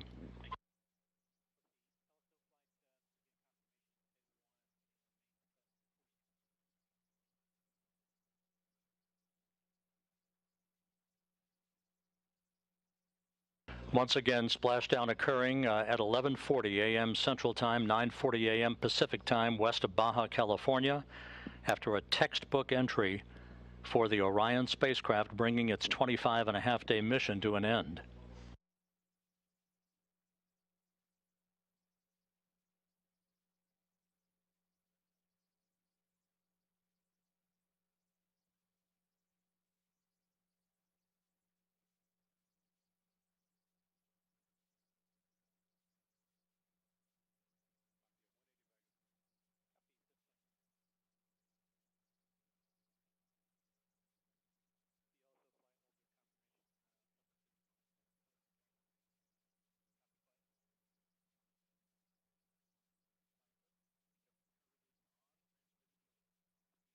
Orion's recovery beacon is on. We have confirmation that 4 out of the 5 crew module uprighting system bags have fully inflated, standing by for word on the 5th one.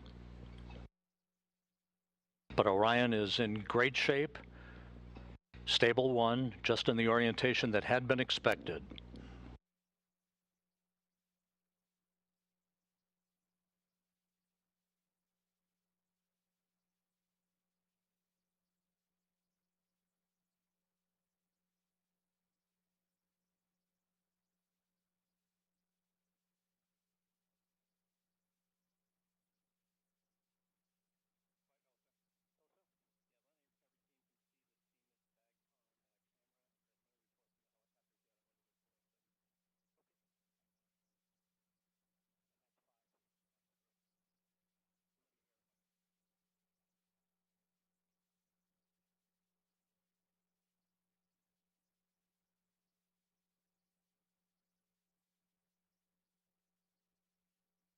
This is Mission Control Houston. Once again, the Orion spacecraft, having completed a journey of 1.4 million miles, bobbing gently in the Pacific Ocean. 4 out of its 5 crew module uprighting system bags have been deployed. We're standing by for word on the 5th. However, irrespective of that, it is in stable 1 configuration, in good shape, according to the recovery team. And we are now receiving word that all 5 of the crew module uprighting system bags are fully inflated. So that's exactly what we had hoped for. Orion safely bobbing up and down in the Pacific Ocean.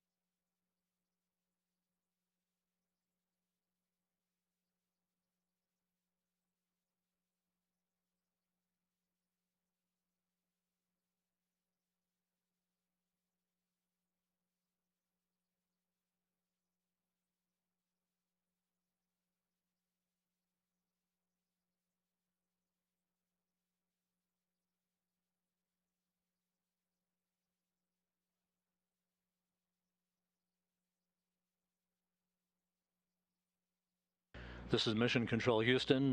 You're looking at the Orion spacecraft that splashed down about 6.5 minutes ago at 11:40 a.m. Central Time, 9:40 a.m. Pacific Time. We are estimating that it splashed down around 5 nautical miles away from the USS Portland. The recovery ship and Navy boats and divers will be approaching the vehicle before long. The spacecraft is in what is called a stable 1 configuration, upright, just the way we had expected it to be. 5 perfectly inflated crew module uprighting system bags, maintaining a nice gentle configuration for Orion. First of the Navy helicopters now approaching the vehicle.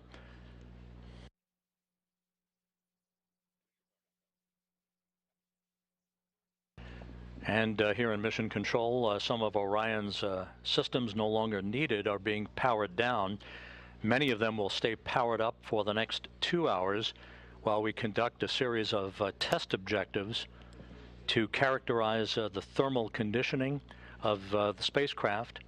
That will be important for future data for crewed missions to determine how long the crews can remain comfortable inside a vehicle returning from the moon.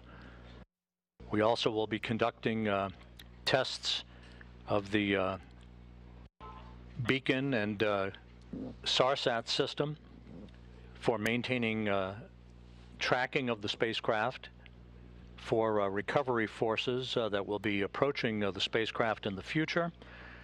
And coming up in the next hour and a half will be the reactivation of an ammonia boiler system that will provide cooling in the spacecraft, as it will when crews return from their missions on board Orion.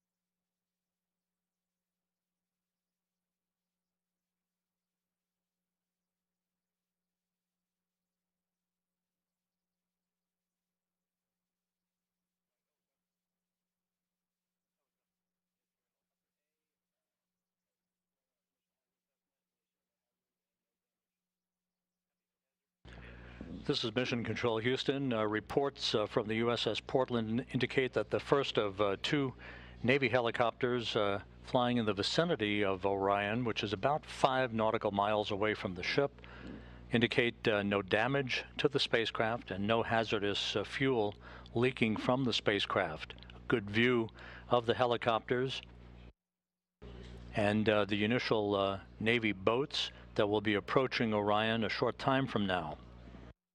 Once again, the splashdown occurring at 11:40 a.m. Central Time, 9:40 a.m. Pacific Time.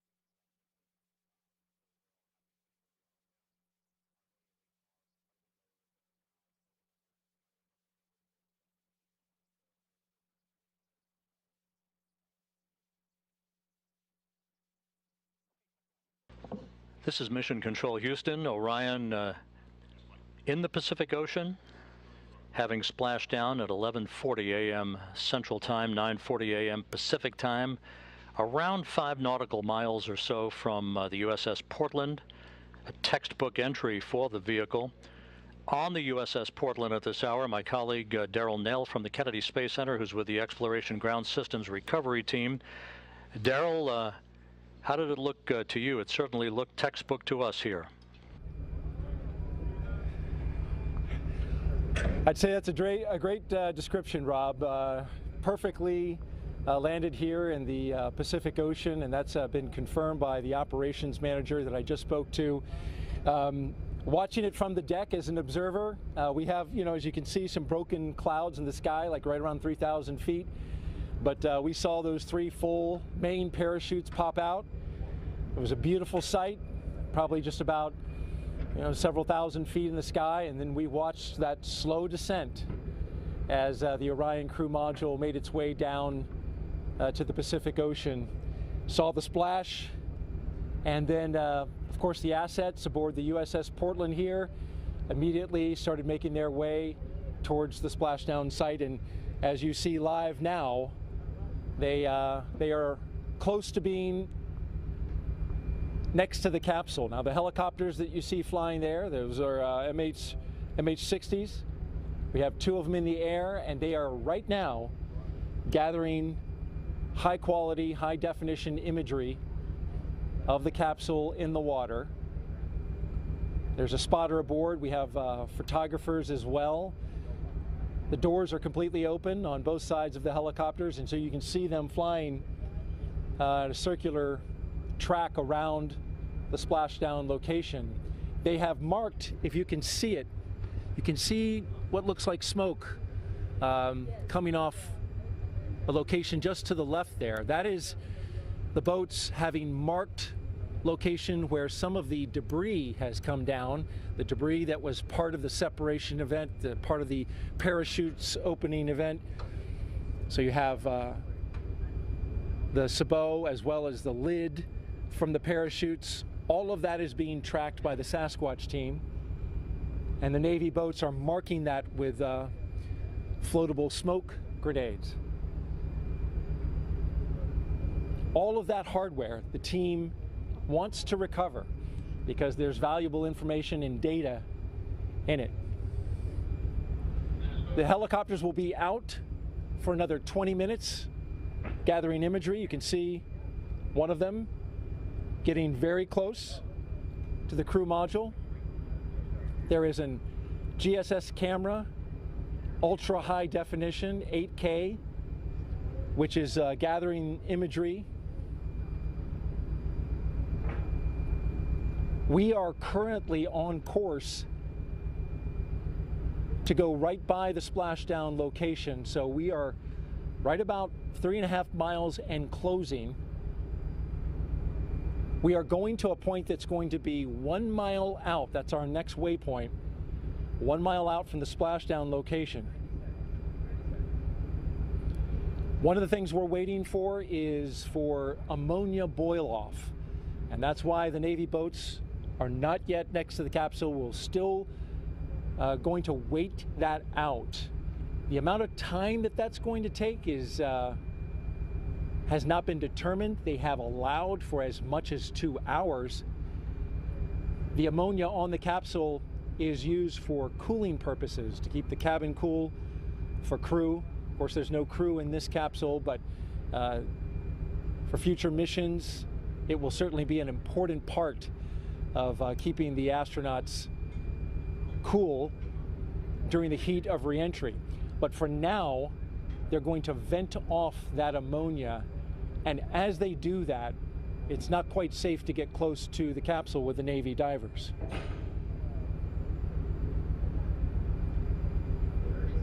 So of course we'll keep our eyes fixed to the location, our cameras as well. USS Portland standing by for our next waypoint, 1 mile from the splashdown site. And then once the completion of the ammonia boil-off, the Navy boats will be going in. Spectacular sight from out here, Rob. Toss it back to you. Thanks, Daryl. Back here in Mission Control, the entry flight director, Judd Freeling, on the left. To his left, flight director Rick Henfling. And with me on console here, probably none more important than the NASA administrator, Bill Nelson. Senator, thank you for joining us today. Rob, I'm overwhelmed. You know, I'd say it's good to see you, but this is an extraordinary day. I remember years ago when I saw you return on Columbia from your mission into space, and it all conjures up a tremendous amount of memories. Orion back on Earth, having circumnavigated the moon, having survived a critical test of its heat shield. I think you have to be hesitant to celebrate and throw confetti a little bit too early, but it certainly is an important achievement, is it not? It's historic because we are now going back into space, into deep space, with a new generation. Kennedy just stunned everybody with the Apollo generation and said that we were going to achieve what we thought was impossible. And did that in a short period of time. And many things have happened since. But we knew we were going back.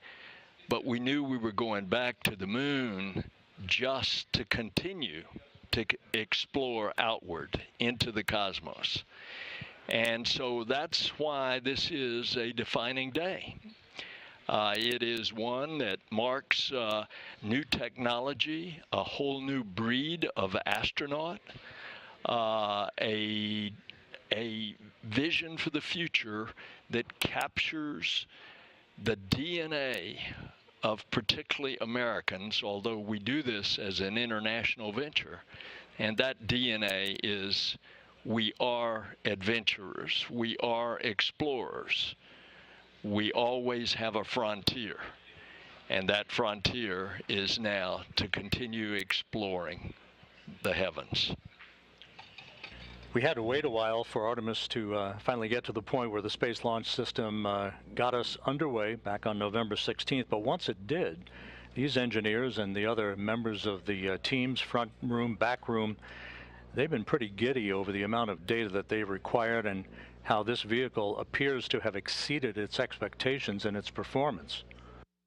The whole vehicle, the rocket, the European participation in the support module, the spacecraft itself, Orion, performing so well that they added a lot of tests. And lo and behold, we're going to be up to our ears in data, thankfully.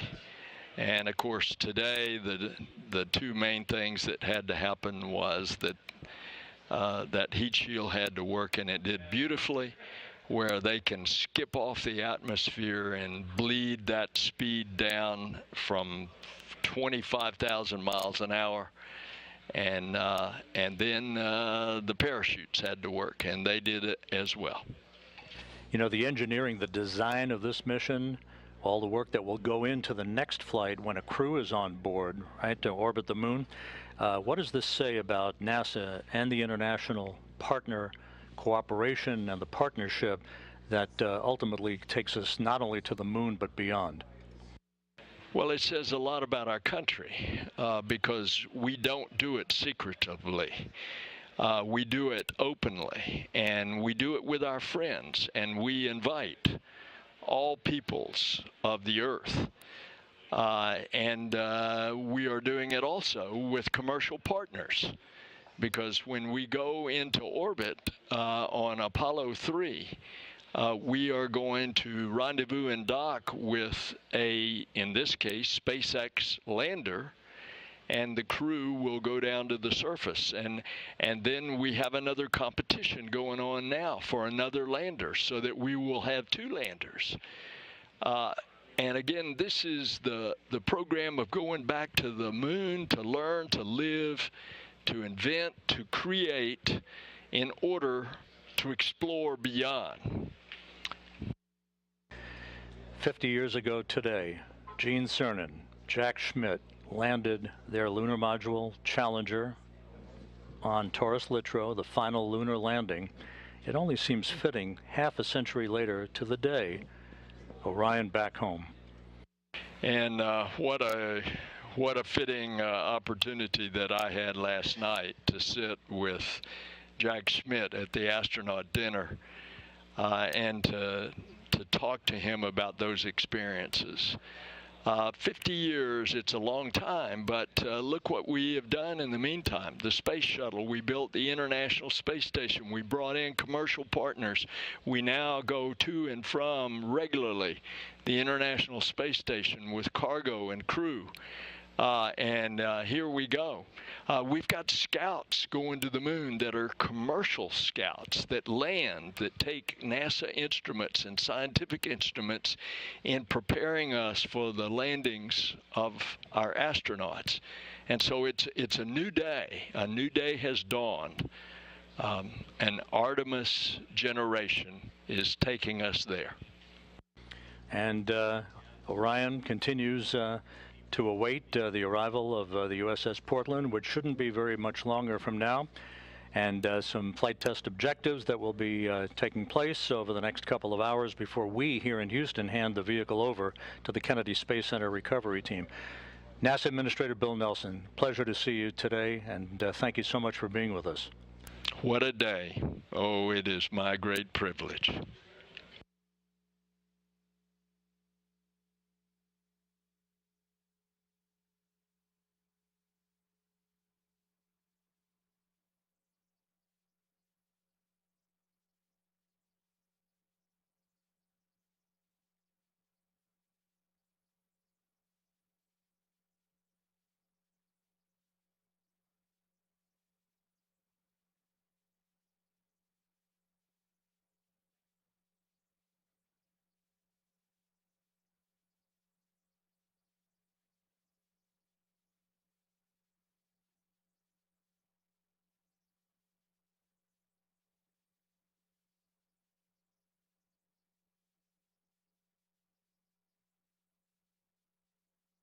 This is Mission Control Houston, 26 minutes after the return of Orion from its circumnavigation of the moon and a splashdown in the Pacific, a bullseye splashdown, just about 5 nautical miles away from the USS Portland, as had been planned. The Portland about to arrive near the spacecraft, as you heard from Daryl Nail, who at this moment is standing by on the Portland with the woman in charge of the recovery operations, Melissa Jones. Daryl? Thank you, Rob. That's right. Melissa Jones, the recovery director, just came from outside the ship's control center where she was monitoring and, of course, managing her team in the midst of this recovery. So, Melissa, thank you for being here. Thank you for having me. This is an exciting day. What a day it is, right? We just had splashdown, and want to ask you, first of all, operationally, where do we stand and what do we have to go? So we had a picture-perfect splashdown, and at this time we're gathering data. With the CM powered up, we'll get some flight test objective data on thermal conditioning, and we're doing some signal data with the tri-band beacons, making sure that we can see the beacons on the capsules and on the astronaut suits to prepare for Artemis 2. And once that is complete, the vehicle will be powered down by the Mission Control Center, and they'll hand that over officially to us here locally in the Pacific. And then we will approach the capsule and attach some lines to it and pull it into the back of the well deck. And that's a delicate mission, right? Because you will be attaching lines, and through the use of Navy boats and then also a winch inside the well deck and Navy sailors on the lines attached to it as well. It seems like a very delicate operation, especially getting in the well deck where waves will be sloshing around. And we've got already 4 to 5 foot seas out here in the Pacific.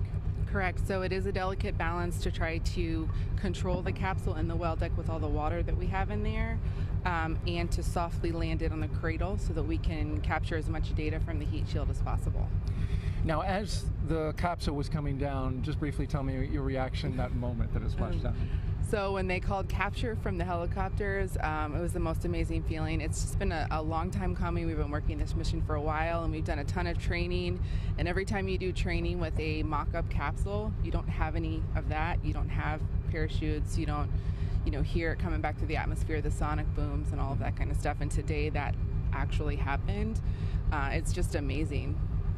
And your team, it's worth noting, has been out here a long time. From the moment of launch, you were on console, ready to support if something off-nominal happened, unusual. You were going to be able to recover that capsule wherever it was needed to recover. So you were working that and then stayed through Thanksgiving all the way to now. So it's been a long road. It has been, yeah. Several of us supported launch, and then we deployed out here about 23 days before, and we're out here for Thanksgiving as a team. So we have been waiting for this and preparing for it for a while. And it looks like you're doing a great job so far. Good luck the rest of the way, Melissa Jones, and thank you for joining us. Thank you very much. Thanks for having me. All right, Rob?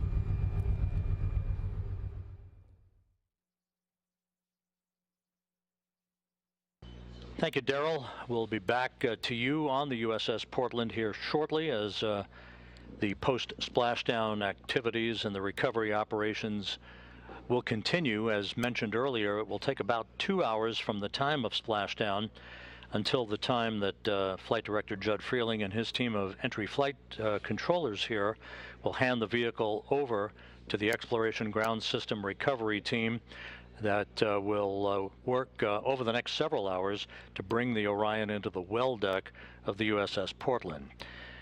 With me, a familiar face, Bob Cabana, NASA's Associate Administrator. Bob, it's great to see you here. And with Orion back on Earth, another milestone accomplished on the road back to putting Americans on the surface of the moon. In terms of the criticality of what we've seen over the past 4 weeks, your thoughts on how this mission evolved and now the stepping stone that would put a crew on board a couple of years from now? Oh, Rob, it's been absolutely critical to get this mission off safely.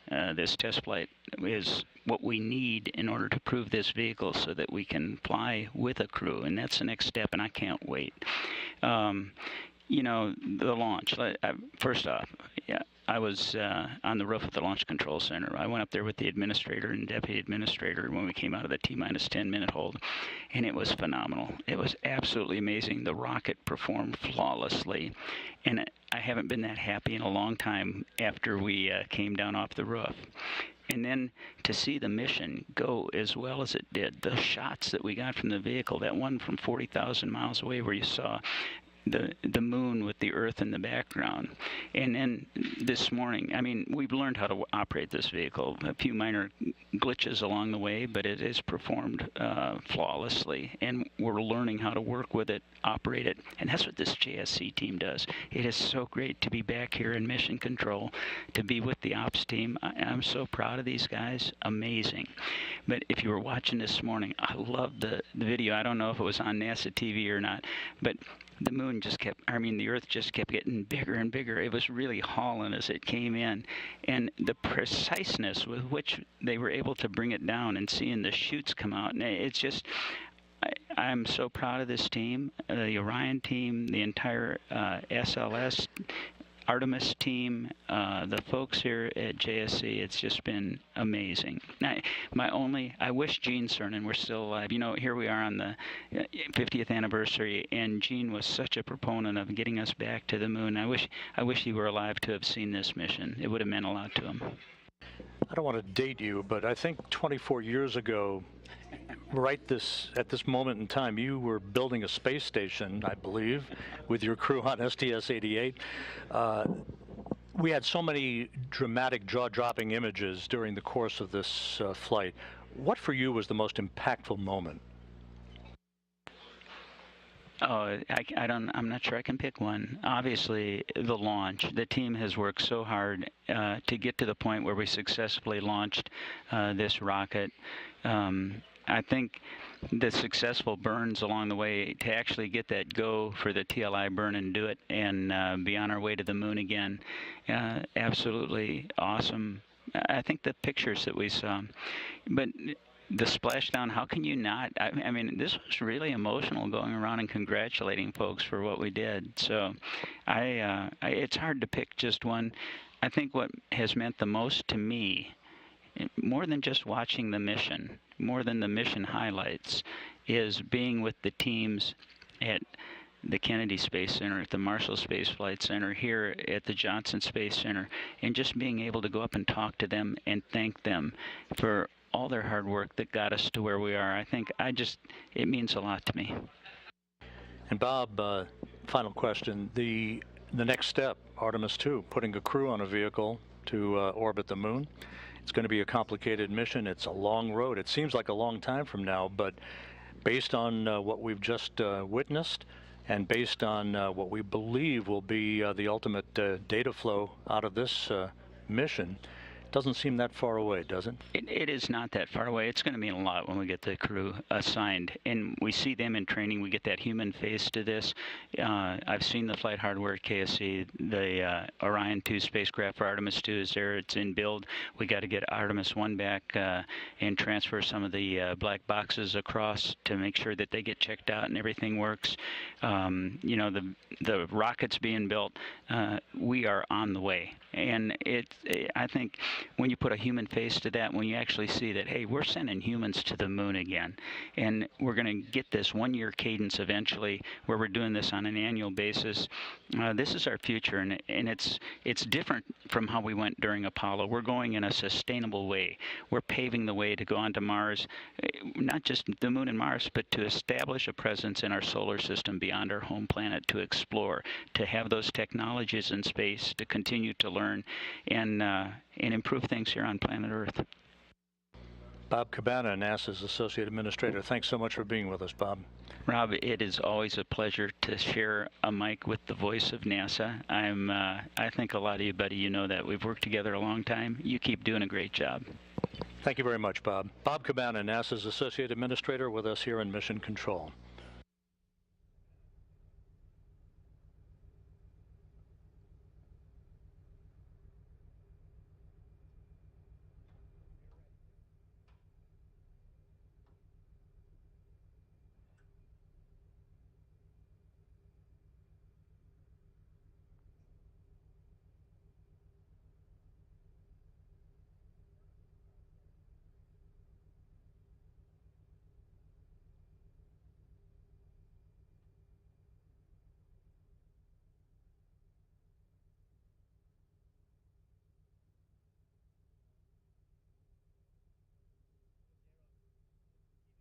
This is Mission Control Houston.